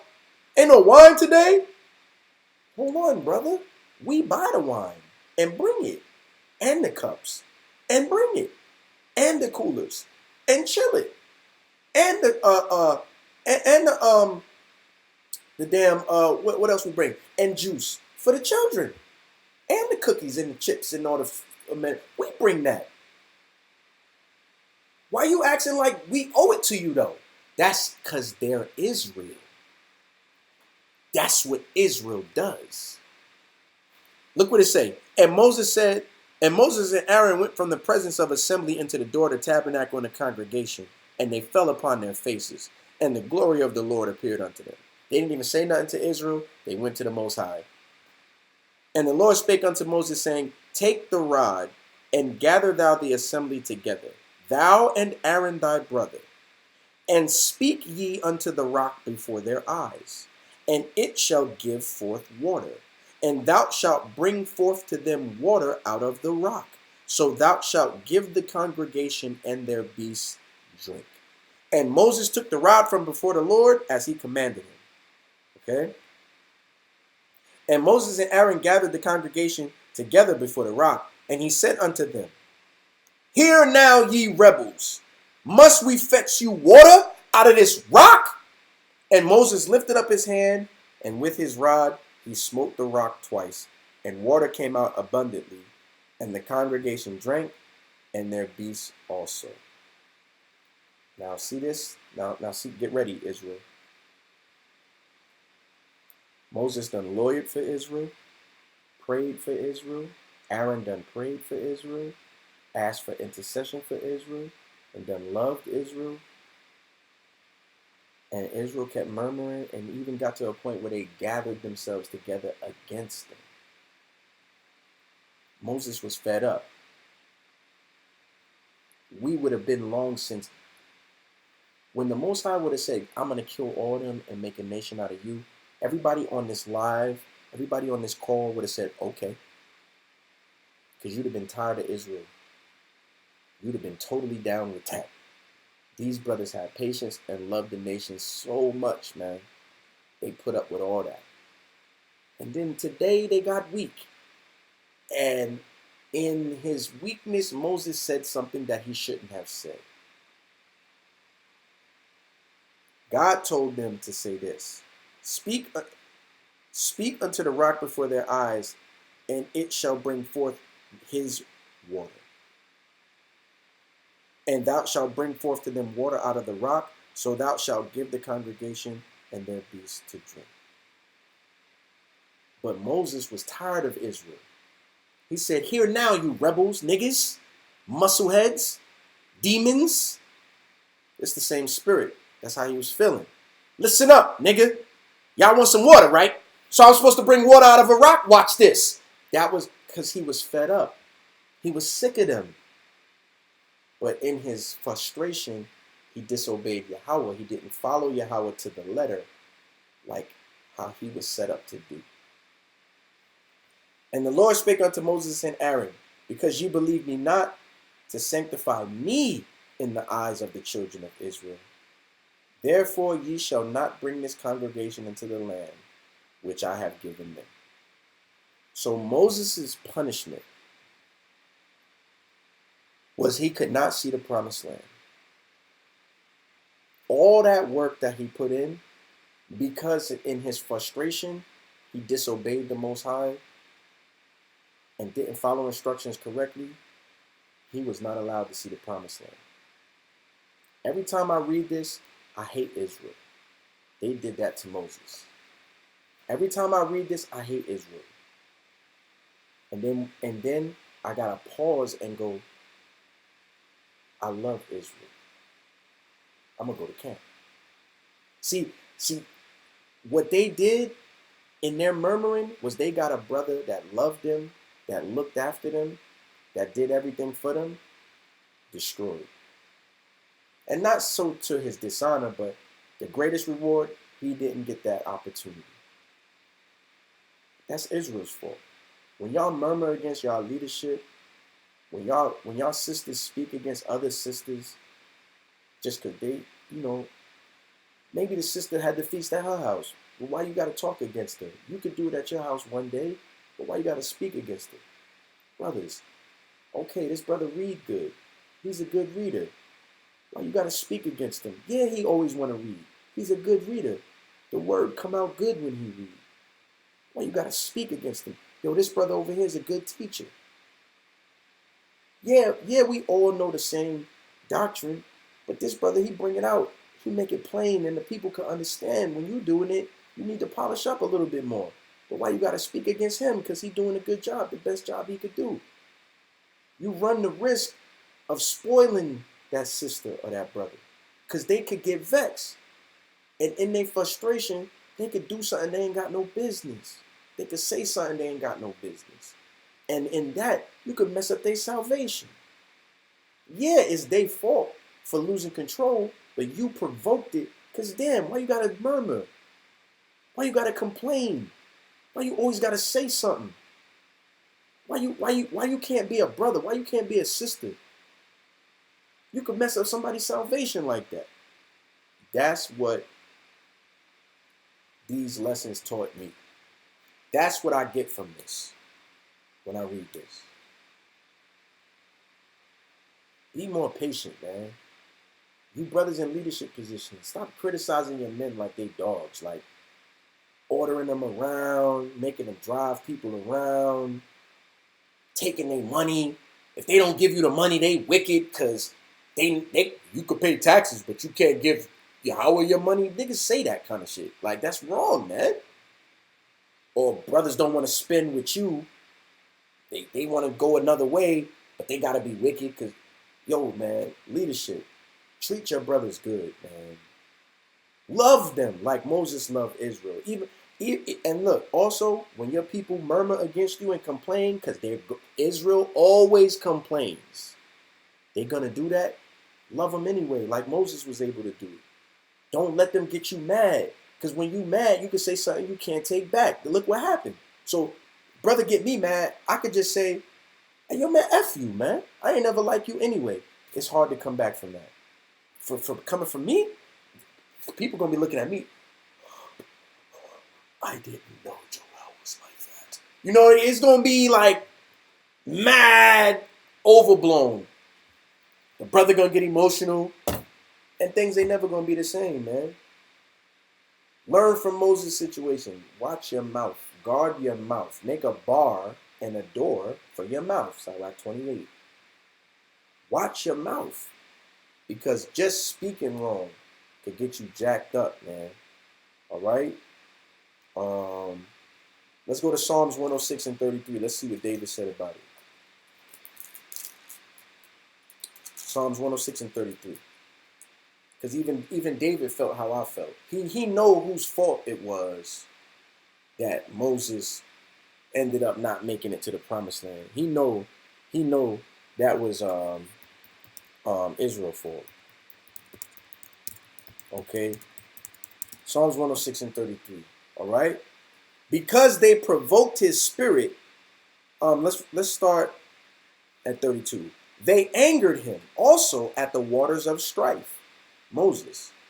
so that it went ill with Moses for their sakes. All of Moses' strong and good works, the Most High held him at a high pedestal.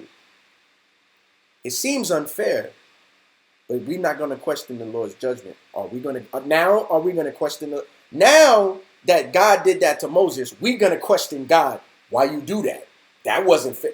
Now you're going to speak even more stupid. Let's not get simple. It went ill with Moses for their sakes. So the Bible is telling you that it's their fault that it went ill with Moses. They did what? Because they provoked his spirit, so that he spake unadvisedly with his lips. Y'all brothers, man, don't let nobody provoke your spirit. You husbands, don't let your wife provoke your spirit. Women will say things that cut you and make you bleed. Coming from a woman you love and she say something to you, it hurt more because it's like, damn, that's how you feel about me and I love you? Since when you feel like that about me? Yo, I'm in my feelings. That hurt. But then you will speak unadvisedly. You'll say something back to fix her. It don't work like that. Life is not fair. You can't later then say, well, you said this, so I was just mad, so I said. Nobody trying to hear that. Not from you. Not from you brothers in leadership. Y'all can't make no mistakes. Y'all cannot be human beings. Y'all have to be perfect. Nobody understands nothing when it comes to you. Knowing this first, guard yourself. Be careful. Be careful. Be careful.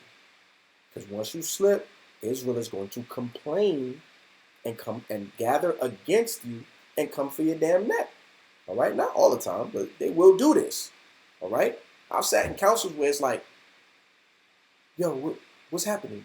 Why is that brother saying that about me? You know, I've been through that. Like, y'all got to understand, like, I'm speaking from experience. I'm not speaking as a man who hasn't experienced these things. That's why I can speak on it, because I've been through it, and I came out the other side of it. So I feel like I have good advice on how to deal with it, because we all going to go through it. Come.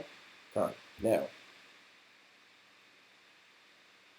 Israel did that to Moses, right? So now we got to look at the end of this result. Let's go to Deuteronomy 34:7. Is everybody on the call still on? Can y'all hear me?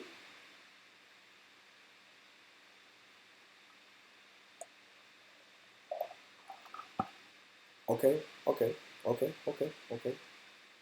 The Water brother Joel Gandy. The Water brother Colin.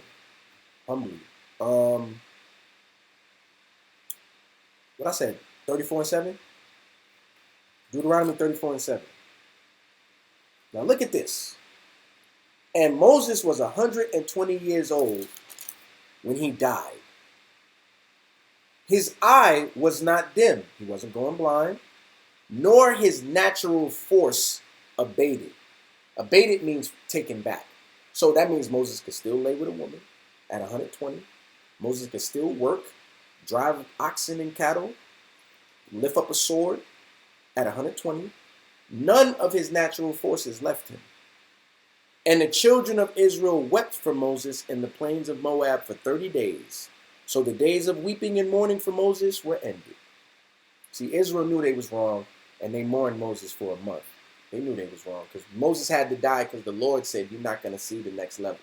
So when they got to the next level, Moses had to die, because the Most High said it was going to be that way. So Moses, even though he was fully healthy, more healthy than me probably right now, the brother closed his eyes and went to sleep and then get up. The Most High took his life, all right? And Joshua was set up after him. So that's how Moses, that's the end of Moses right there.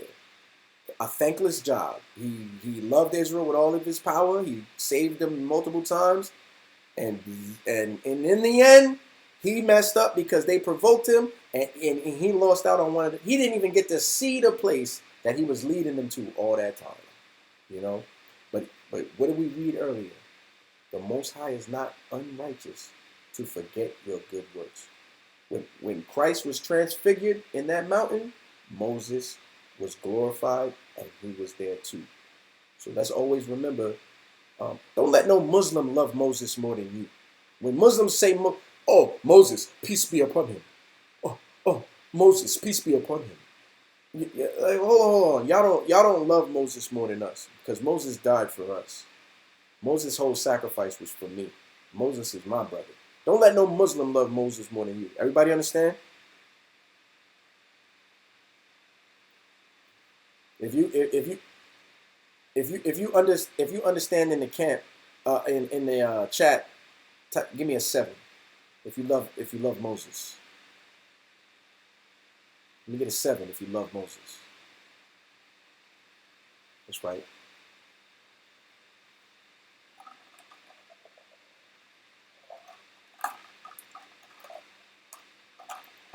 Thinking about this, you'll be really upset when people say the law of Moses is done away. That'll piss you off.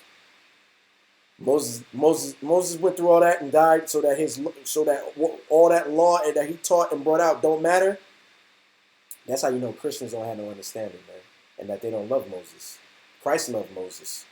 He said, if you would listen to Moses, you would listen to me. You understand? I wanted to show y'all an account. Let's honor Moses, and I want to talk about it and Aaron, because I spoke bad about Aaron. I brought up one of Aaron's flaws, right? I brought up one of Aaron's flaws. But let's talk about one of Aaron's great deeds. Let's not forget brother Aaron. Let's go to Numbers chapter 16. Okay. Numbers 16. Because I brought up Aaron making that golden calf, right? But hold on. Aaron was a great man. And we would be ever so lucky to ever see his face. That's how much he should be loved. This is Aaron, the high priest. Okay? Numbers chapter 16. All right? It says, now, Korah, the son of Izhar, the son of Kohath, the son of Levi. This is a Levite. This is a relative of Moses and Aaron. And Dathan and Abiram, the sons of Eliab. Eliab is like Eliel. Eliel means God is the Most High, or it's a way of saying Yahweh is God. It's the same name as Joel, right? Eliab is God is my father. All right. When you should learn the Hebrew names, they have beautiful meanings. And and the son of Peleth, sons of Reuben, took men. So you had Levites and Reubenites. They took and gathered together against who? Moses. And they arose up before Moses with certain children of Israel. And there was other niggas there. 250 princes. Princes rose up against Moses of the assembly, famous in the congregation, men of renown. So now, you brothers that's in the truth, this circumstance is like when other brothers that are mighty in camps rise up against you. Men that are known, that use their platform to destroy you. Moses been through that. Okay? Brothers going on videos calling you a thief. Brothers going on videos saying this, that, and the third about you. Well, they got followings. And that's the same thing. Men of renown, famous men of Israel speaking against you. Well, guess what? You got to forgive them. You got to keep your wits. Because Moses was, we're going to see. And they gathered themselves together against Moses and against Aaron too, and said unto them, ye take too much upon you, seeing all the congregation are holy, every one of them, and the Lord is among them. Wherefore then lift you up yourselves above the congregation of the Lord. Let me make that in regular English. The Most High said, we are holy people, all of us, above all nations. So how come y'all get to be in charge? That's what they say. Goofy niggas. Well, why you getting all the shine? Everybody talking about you.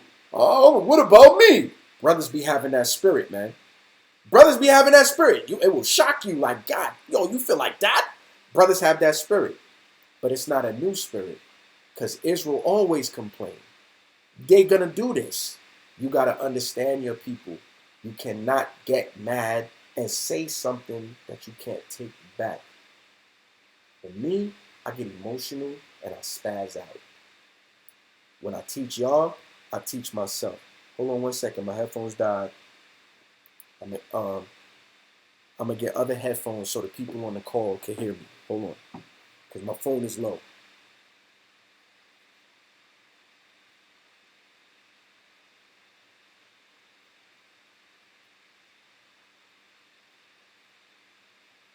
Hold on. I'm hungry, y'all. My food done got cold, but so what? We get to it. We ain't come. We don't. I say that. My elder told me, Adawan Zabak Banya Howard told me, we don't come to these feast days to eat. We come to hear the Bible. We gonna get to the food. Y'all'll be all right. So I should tell myself that. All right, that food ain't going nowhere. Ain't nobody here to eat it from me. I got it all to myself. Let's do this work, man. Let's get in the scripts. Okay. Verse 4.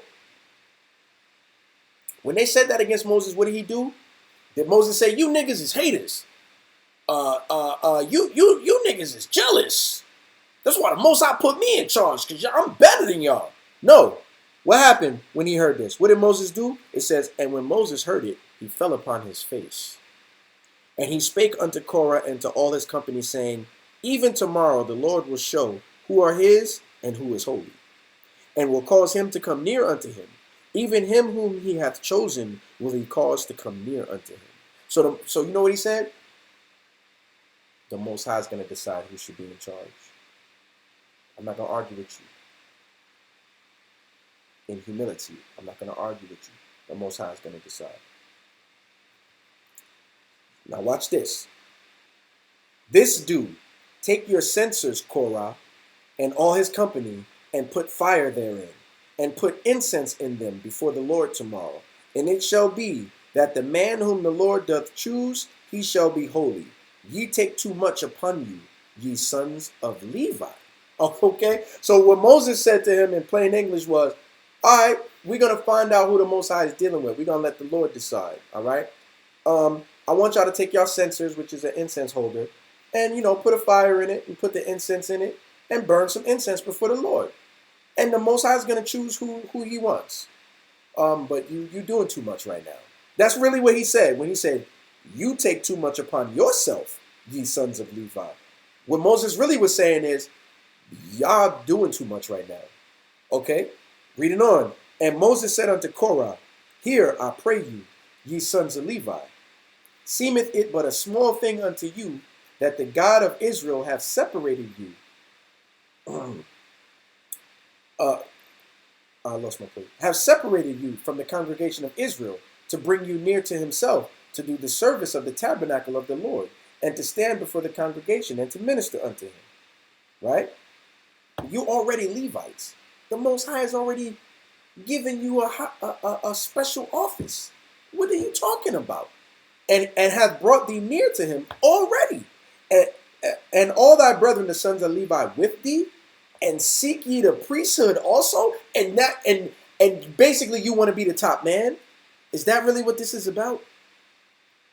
A lot of you brothers, you're going to set up camps, you're going to set up gatherings, you're going to set up organizations. Brothers amongst you is going to get tired of you, and they're going to want to be the top man. And they're going to wait on your downfall. And anything you do, instead of trying to forgive you, they're going to murmur against you. Anything you do, instead of trying to restore and build you, they're going to seek your spot. It's brothers like that. It's many brothers like that. It's not a few. It's a lot of brothers like that. And there's always been brothers like that. Because Israel always going to complain. And Israel is always going to be envious and jealous, man. You have to keep serving the Most High, and you cannot get out of the spirit. I'm telling you, man. Look what Moses went through. Look. For which cause both you and all the company together are gathered together against the Lord. And what is Aaron that ye murmur against him? You're not speaking against your leadership. You're speaking against the Most High, because he set them brothers up. If not so, you would have did it.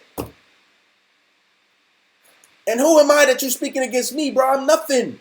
That's the spirit we got to be in. And as the flock, the people, I have elders that I go to for answers and call Adawan. I ain't no elder. I might be an elder in this camp, but I ain't no elder in Israel. I'm new to this, man. I'm just doing my best. You brothers got to be humble. All right? Losing my voice. There's a lot of teaching. I got to read and teach. And Moses, let's jump down. Verse 14, moreover, thou hast brought us into the land that flows with milk and honey, or given us inheritance of fields and vineyards. Wilt thou put out the eyes of these men? We will not come up. All right? And Moses was very angry and said unto the Lord, respect not thou their offering. I have not taken one ass from them, neither have I hurt one of them. I never did nothing to these people. And they talk about me like this? That emotion that you feel when you've been slandered and hurt is not foreign. It's in the Bible. Brothers be feeling like that. I never did nothing to you. Why would you talk about me like that? If anything, I just show you mad love. What the hell is this? But still, come out of that emotion fast. And remember, it's Israel. Understand them and pray for them and love them through it. You never know what they may become. All right? And Moses said unto Korah, be thou and all thy company before the Lord, thou and they, and Aaron tomorrow. So now you know what Moses is tight. He said, you and every brother that you brought against me, that said this to me, when I was just looking out for you and loving you, y'all make sure y'all stand before the Lord tomorrow. We gonna see. And taking every man his censer and put incense in them. And bring ye before the Lord every man his censer, 250 censers.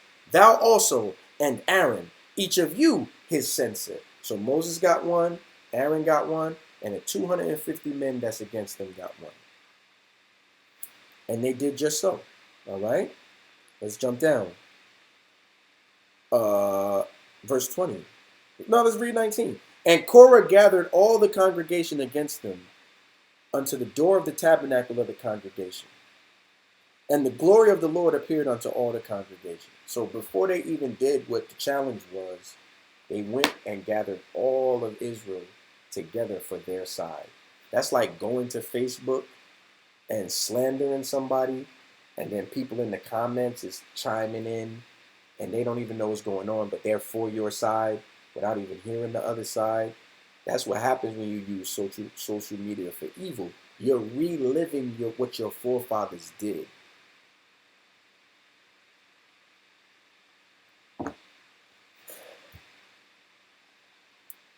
And the Lord spake unto Moses and to Aaron, saying, separate yourselves from among this congregation, that I may consume them in a moment. Little did they know that all that slander that they was doing was against the Lord, not against Moses and Aaron. Because you don't speak against the Lord, you speak against, you don't speak against the soldier, the captain, the general, the elder, the teacher, the bishop, the deacon. You speaking against the Most High because he set them up. That's why you should have carefulness in how you speak about people.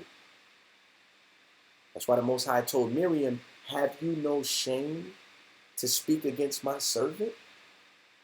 Israel, ask yourself that.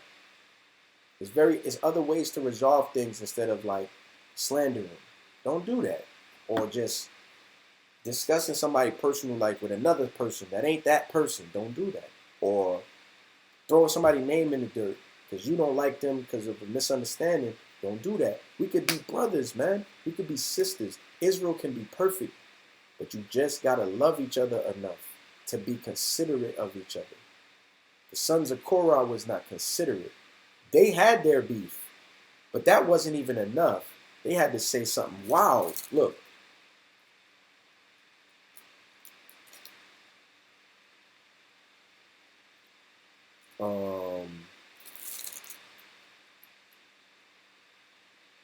They said, is it a small thing that thou hast brought us up out of a land that floweth with milk and honey to kill us in the wilderness, except that thou make thyself altogether a prince over us? That's what they said to Moses. For bringing them water, for bringing them food, for praying for the Most High not to kill them, from saving them from the enemies, from doing the miracles, from getting them out of slavery. The thanks he got from them was, it was better in slavery, nigga. And then you only brought us out here so you could be the boss over us. That hurt Moses, man. That shit hurt. That hurt. When people you love and like, you can't even bear to see them cold. You love these people so much you can't even bear to see them not eat. You can't bear to see them unhappy. And for them people to speak against you, yo, that hurt. That'll keep you up at night. They did that to Moses, man. Moses was hurt. So he went to the Most High in his anger. And the Most High got something. Now look. This is what the Lord said to Moses and Aaron. Separate yourselves from among this congregation, that I may consume them in a moment. Now, didn't he say he was going to consume all Israel before? And Moses was like, don't do that. Don't do that. He ran a little game on the Most High. Wait a minute. This was just that 250 men. Moses was like, oh, word? You said go stand over there? So look. And they fell upon their faces and said, O God, the God of the spirit of all flesh, shall one man sin, and wilt thou be wroth with all the congregation? He's still praying for people that's against him. Why you don't understand that? Why you don't honor Moses' name? Yo, put some respect on Moses' name, because this is how you love Israel. In 2019, this is how you need to love Israel. I hope the Most High bring the kingdom tomorrow, but if this video lasts, when you look back, this is how you're supposed to love Israel. Whatever year it is, this is how you're supposed to love Israel. No matter what they say against you, no matter what they do against you, this is how you're supposed to love Israel. When I teach you, I teach myself. When I teach you, I teach other brothers that be with me. When I teach you, I teach the soldiers and the captains. When I teach you, I teach my cousins and relatives that watch these videos. This is how you're supposed to love your own people. You're not supposed to be hugging no damn Edomite in court that just shot your damn brother. You're not supposed to be hugging her. Oh, I love you, I forgive you. But when it comes to your brother, you just throw whole dirt on his name and wish the most high killed a nigga. Go on a campaign, got niggas calling his house. You don't do that. This is how you're supposed to love Israel. And the Lord spake unto Moses, saying, speak unto the congregation, get you up from about the tabernacle of Korah, Dathan, and Abiram. And Moses rose up and went unto Dathan and Abiram, and the elders of Israel followed him. And he spake unto the congregation, saying, depart, I pray you, from the tents of these wicked men, and touch nothing of theirs, lest ye be consumed in their sin. So before Moses thought, I'm going to get revenge, before Moses said, I'm going to fight this dude, before Moses said, I'm going to make a plan that's better than your plan to make you look bad, right? Moses' concern was saving Israel. Let me get a con if y'all understand that.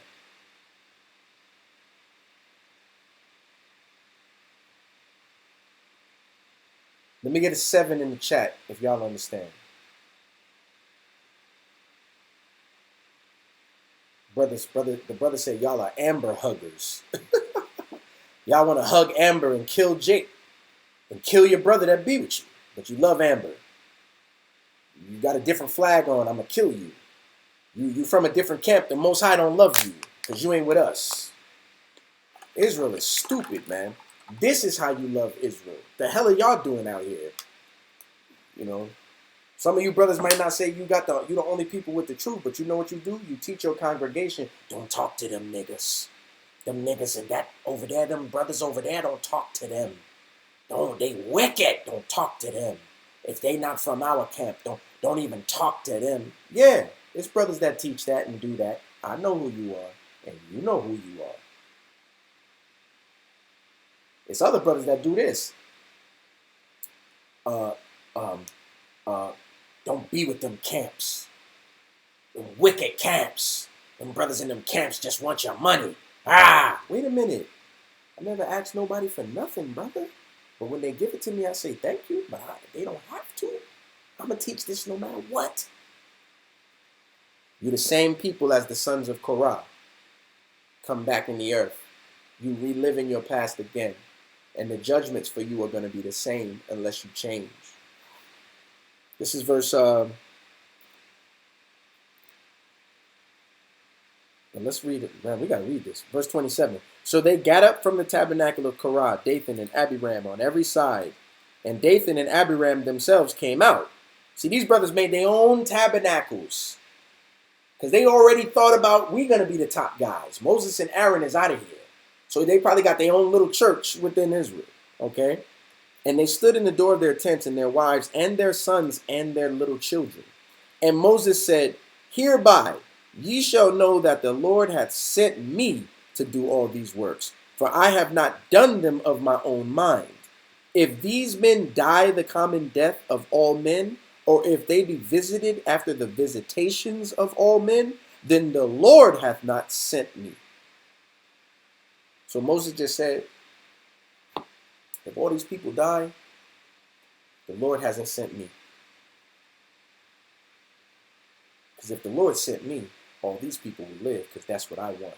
That's how much Moses loved you. However, but if the Lord make a new thing, and the earth open her mouth and swallow them up with all that appertain unto them, and they go down quick into the pit, then ye shall understand that these men have provoked the Lord. So Moses made an ultimatum. Whoever doesn't die or get hurt, they with the Lord. Whoever gets swallowed up by the ground, they the enemies of the Most High. Moses never wanted to create this situation. Moses was busy loving Israel. But brothers rose up against him in their jealousy and murmured, and then brought Israel together, not for the love of Yahweh. They brought Israel together to hate somebody. They brought this on their own self.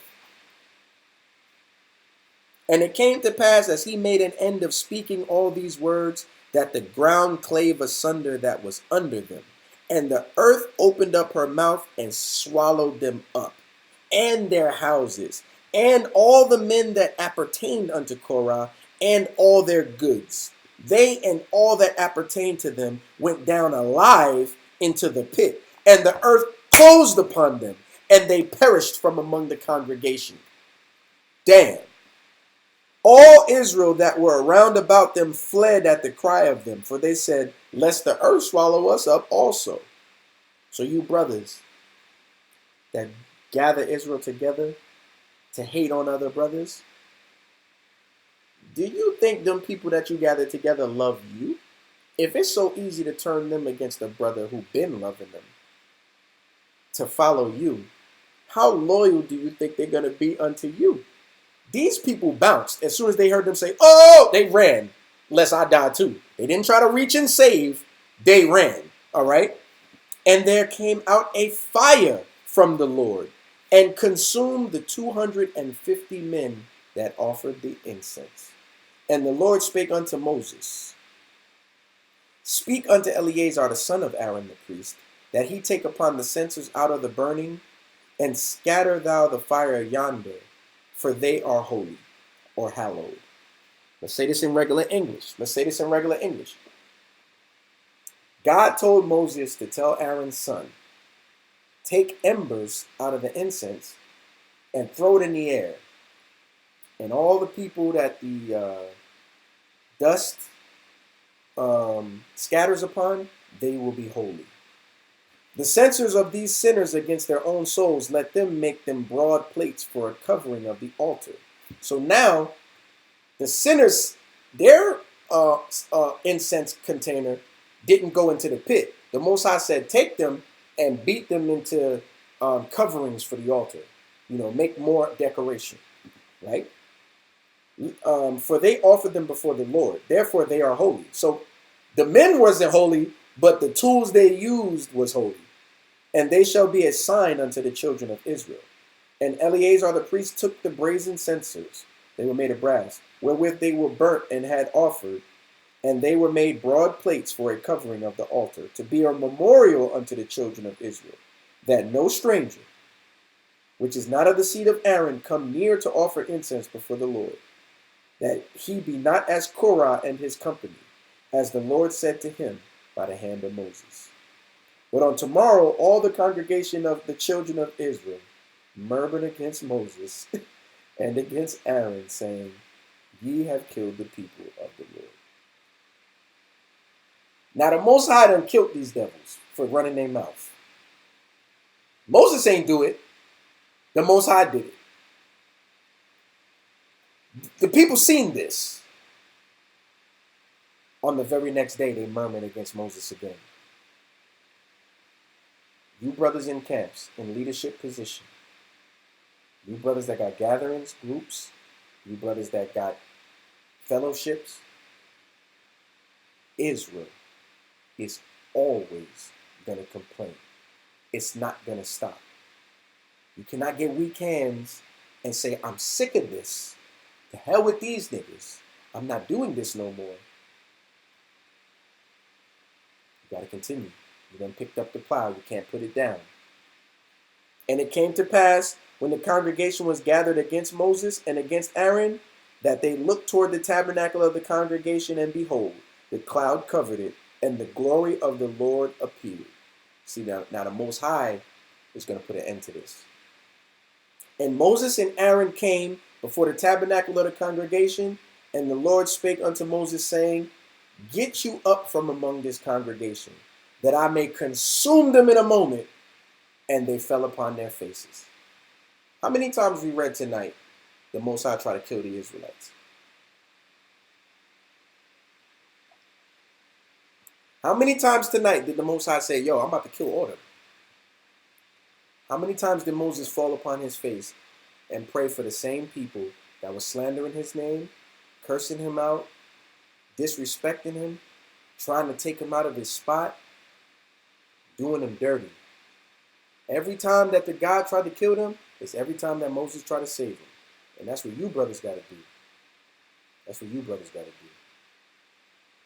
And the Lord spake, and Moses said unto Aaron, Take a censer, and put fire therein from off the altar, and put on incense, and go quickly unto the congregation, and make an atonement for them. For there is wrath gone out from the Lord. The plague is begun. See, the Most High wasn't asking anymore. He wasn't saying, watch out, I'm about to do this anymore. The Most High was just sick of Israel and started killing them. I'm just going to tell you like that. Right? And Aaron took as Moses commanded and ran into the midst of the congregation, and behold, the plague was begun. All right. While I'm reading this, I don't really want no noise.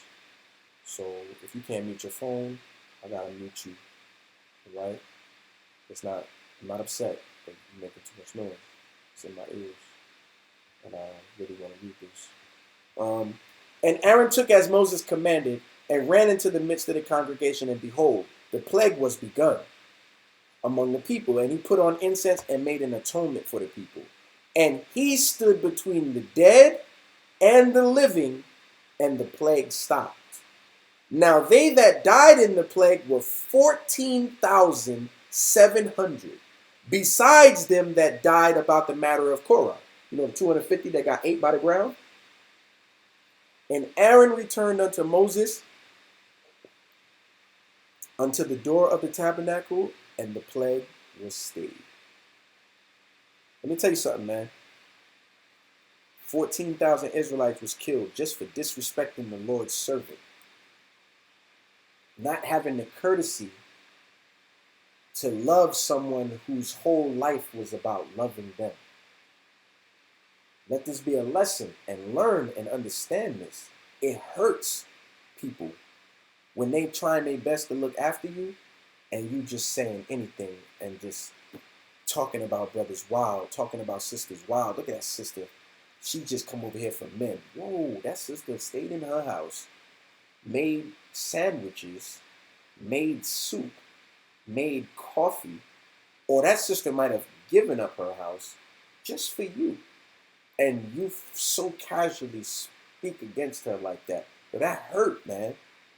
You wasn't there to help her sweep up and mop floors. When you was done enjoying her home, you left. And she cleaned it up and was whistling while she was cleaning, because it made her feel good to do something for you. You need to think twice about speaking against people that are like that, because it hurt them. Can you understand? You know? So I gave these accounts to, first of all, help brothers that's in leadership position understand Israel always complain. Like, if you're going to get mad because Israel is complaining, yo, Ain't no lamb? This feast day whack. If you're gonna get butthurt over that, you don't need to be doing this because they're gonna do that. Yo, y'all ain't got no school. Y'all teach only out in the street. Like, nigga, did you donate for a school? But so what? He don't care about that. Israel is always gonna complain. You brothers gotta be thick skinned, man. Watch your mouth. If the Most High would punish Moses like that, what do you think he's gonna do with me and your wicked ass? We done been in the earth just being demons. What you think he's gonna do with us? So we gotta watch our mouth. We gotta watch our mouth. Okay? And be careful. This is how we gotta love our congregation. Alright? Let's go to Timothy.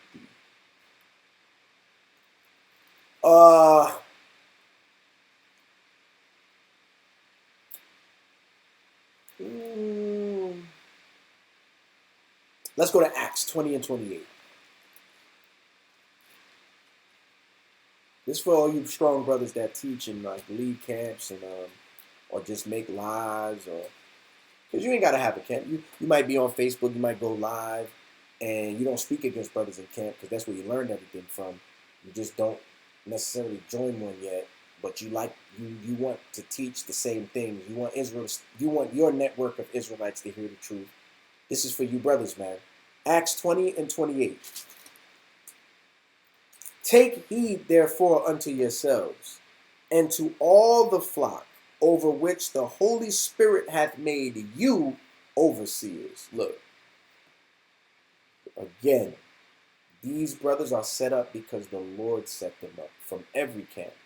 The Lord chose which, watch it. Maybe Israel didn't think about this. Say you don't like GMS. I personally watch different brothers from GMS. I have my favorites. I don't like all them brothers teaching, but I don't like all brothers teaching in general. So it's not personal. But certain brothers from GMS, I really like their teaching. And I watch them. We don't teach the same thing on certain issues, but the spirit of worshiping the Most High with your whole strength, and Israel not to be damn idiots and be royal again, they definitely pushing that. Okay? And I could watch that. Yo, why do I have to not acknowledge that the Most High set them up because they might teach something different than what I understand? It's certain brothers that would never become Israelites unless GMS was teaching them. Y'all don't understand what I'm saying. Like, y'all don't understand what I'm saying. Y'all don't understand what I'm saying. It's certain brothers that would not keep the law, statutes, and commandments. They wouldn't put the pork down. They wouldn't grow their beard. They wouldn't keep the feast days if they hadn't watched certain GMS brothers. The Lord did that. It took that spirit to make this brother come serve me. IUIC. It's certain brothers that would not become Israelites unless it was for IUIC's way of teaching. That made brothers, oh, I'm an Israelite. But it was because of the spirit of IUIC. And it goes on down the line. ISUPK, okay, GOCC, but you know, and I'm gonna definitely tell you I don't agree with them brothers. They be having heathens with them. But hey, it's some brothers that stop eating pork, keep the feast days, grew their beard, put their fringes on because of GOCC. And I can acknowledge that in my short time of being a teacher, I can see that that is the way the Most High got it going. And in the end, we'll understand. But if you can't be that mature, you still a nigga in the wilderness murmuring against Moses, your best friend. Stupid. So you gotta be that mature, you know. Khan, Sakari. You know, funny story. One of the first Israelite videos I ever watched was Sakari They was in, and I was raised in Jehovah's Witness. They was in Cali, and they was dealing with some Hispanic Jehovah's Witnesses, and they was just cutting, man. And that turned me towards the truth. Come on. So, what I'm saying is, the Most High has set this up. All right. So back to what I'm saying. Acts 20 and 28. Take heed, therefore, unto yourselves and to all the flock over which the Holy Spirit, because that was why I went there. The Holy Spirit set up these camps, man. You're speaking against camps. You're speaking against God. To feed the church of Yahweh, which he hath purchased with his own blood. All right? The Most High done set this up. So you know what you got to do? You got to take heed of yourself. Because look, for I know this, that after my departing shall grievous wolves enter in among you, not sparing the flock. And that's brothers who come in and just criticize the people and destroy them and use them up. You know, you got to love the people that follow your teachings, man. Anybody that come around, you got to feel like you got to die for them. Brothers, if you got women coming to your camp, you can't relax unless they're safe. You know, I find myself at camp counting. She came with 3 little girls. Wait, 1, 2. I'm supposed to be teaching. 1, 2. Okay, yeah, so listen to what I'm saying. Because I feel responsible for these people, man. You know, yeah, Khan. Mount Zion, Light of Zion. Adam Abbott, Watchman for Israel. True Nation. Okay? All the brothers in Yahushua. One body in Yahushua. You know, the Most High set all that up. Because it's of the Lord for us to come to our senses and come out of Babylon. Okay? But it's not going to be easy because Israel always complains. You can have good intentions, but they're going to come for your neck. Give me 1 Timothy 3 and 2. So that's why this is written. It's hard to lead because the expectation of you is it's outstanding. The bar is so very high. When you brothers join the camp and become soldiers and captains and elders, you're supposed to be held to a different standard. You're not a regular human anymore. Now it's like, damn, you know what I'm saying? Khan, HOI. How can I forget them? That's why I learned the Bible, HOI. I'm not forgetting brothers on purpose, man. I'm just, y'all are helping me in the chat. Y'all reminding me, okay? That's why the Lord said this. 1 Timothy 3 and 1. This is a true saying. If a man desire the office of a bishop, he desireth a good work. Anybody, I'm going to tell y'all a secret. Anybody that know me and all the brothers that's with me, they know Joel never wanted to make his own camp. He said, that's too much work. I see how much work it is. I just like teaching. I want to come teach, and then I want to hold posts and read. But the Most High said, nah, nigga, you're going to make your own camp. Okay, so I can't do nothing about that. A bishop then must be blameless. That's the point, though. When you take that seat, you cannot make no mistakes, man. You got to be blameless. Because when you do, it's you that made the mistake. It's Moses that made the mistake. It's Aaron that made the mistake. It's almost quantified because of who you are as a brother. And this is also a part of leadership, you know. Eventually in the future, we're going to have to do workshopping classes as a camp. How to be a soldier, how to be a captain, how to be an elder, how to be a sister in a camp. We're going to have to sketch it out and write it all out and get the precepts together so that everything can be done orderly, so that the people can be in order, so that the word can go out with no distractions and no confusion. All right? So, you know, and it goes on to say many other things, but that's the main point, man. You got to try your best to be perfect like your Father in heaven is perfect, because you got a great, even though you seek out a good work, you have a great responsibility on you, man. Right? You have great responsibility. And I believe Israel, personally, I believe we can make it. I believe that, and this is my spirit, all of us that are joining camps, All of us that are studying the Bible, all of us that are a part of this awakening through YouTube and through One West and many other places that people learn the scripts, but just coming back to the understanding that you're an Israelite, yo, this matters. This is the beginning of taking the kingdom back. Esau not calling you a terrorist for nothing. I'm wearing down, y'all. Going on about 3 hours. I ain't shut up yet. I'm wearing down. Israel is not making you a terrorist for nothing. Scoffers is not coming to your camp with megaphones for nothing. They want this to stop. This is the beginning. All we have to do is understand one thing, Israel. From leadership to the flock, from the brothers that got good intentions to the complainers. We all got to understand one thing.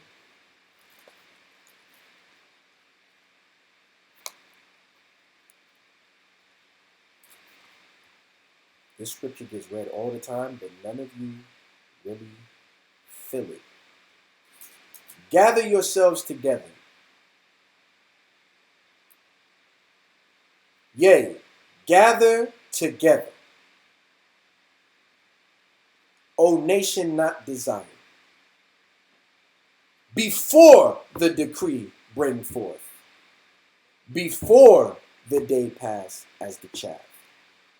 Before the fierce anger of the Lord come upon you. Before the day of the Lord's anger come upon you. But there's more. Seek ye the Lord, all ye meek of the earth, which have wrought his judgment. Seek righteousness, seek meekness. It may be ye shall be hid in the day of the Lord's anger. Instead of murmuring and speaking against brothers and complaining about what brothers don't have and the little that they have or the more that they have, or this brother got this and I don't have that, instead of murmuring, seek meekness. If the Israelites in the wilderness would have sought meekness, the Most High wouldn't have had to open the ground and destroy them. The Levites wouldn't have had to kill them with the sword. The Most High wouldn't have burned 14,000 of them alive, because they would have been seeking meekness, and they would have known and been good to a brother who was praying for them all along instead of coming up against him, the main person who was trying to help them. Seek meekness, Israel. With that, I concede my lesson.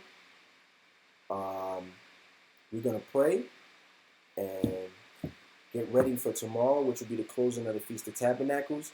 And hopefully I'll have the opportunity to gather with the great people that come out to my camp. I've been blessed with a great flock, man. You know, all types of people, older sisters, younger sisters, older men, younger men, teenage men, babies, toddlers, young people,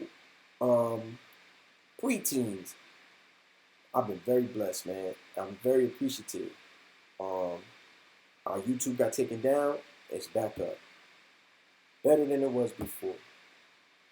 I have so many new different affiliations now. Very grateful. The brothers that started with me, much stronger than they was before, have become mighty teachers on their own. So much so that they're famous in Israel. Brothers know Eliel. Brothers know Kanal. You understand? I got prospects and I got soldiers who do the work and handle and tend to the prospects, man. I'm so grateful for all this. I'm not going to get weak hands. I'm never going to turn against you. None of you. Anybody that come around me, all you people that come to listen, the people that I feast with, I'm telling you, my prayer and heart's desire for you is that you be saved. I swear on that. All right? With that, I'm going to shut down the live. I'm going to go on the call. No. You know why? Because that's too many people to transfer. We're just going to pray. All right? Normally, we don't pray on the live. I don't really want to pray on the live. All right? Israel, I'm going to do the Lord's Prayer in the Paleo Hebrew.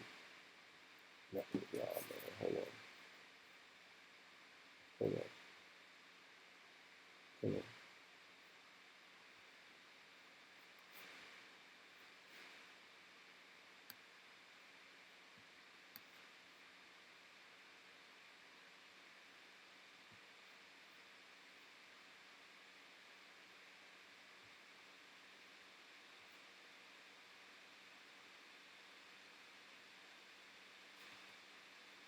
Can y'all see that? Okay. I don't want it to look weird like that. Y'all should be seeing this screen. All right. So everybody rise and face the east. Amajim, Wapanya, Yerushalayim. That means rise and face Jerusalem. Or Amajim, Wapanya, Hakwadam. That means rise and face the east. This is the Lord's Prayer in the Paleo Hebrew to the best of my ability. And it reads, okay, hold on.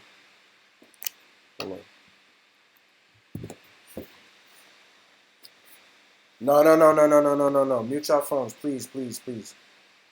Okay. And it reads, Abanawa, Shabashamayim, Kodash, Haya, Shemka, Yahweh, Malakwithka, Taba'a, Ratazaka, Haya, Aisha, Barataza, Kawa, Haya, Bashamayim, Nathan Lanawa, Lacham, Kol Yawam, Wasalak Lanawa, Kabwabwath Nawa, Kasalak Nawa, Kabwabwath Yanawa, Wala'a, Thabiyayanawa, Banasayawan, Abal, Hawashai Nawa, Mayan, Rai, Kaya, Lakha, Hamalakwath, Wahala, Wahatha Parath, Lai Walamyam, Amen.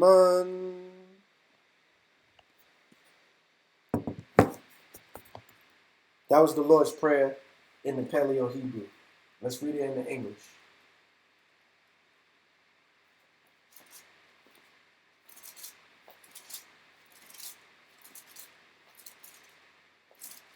And it reads, Matthew chapter 6, verse 9. After this manner, therefore, pray ye, Our Father, which art in heaven, hallowed be thy name. Thy kingdom come, thy will be done, in earth as it is in heaven. Give us this day our daily bread, and forgive us our debts, as we forgive our debtors. And lead us not into temptation, but deliver us from evil. For thine is the kingdom, and the power, and the glory, forever. Amen.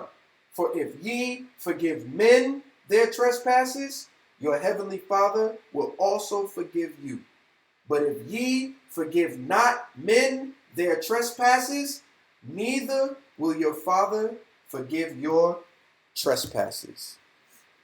With that, I'm Brother Yaw'al, representing the Sons of Thunder. It's our prayer and heart's desire for Israel that they might be saved. Kwam Yasharallah. Shalom.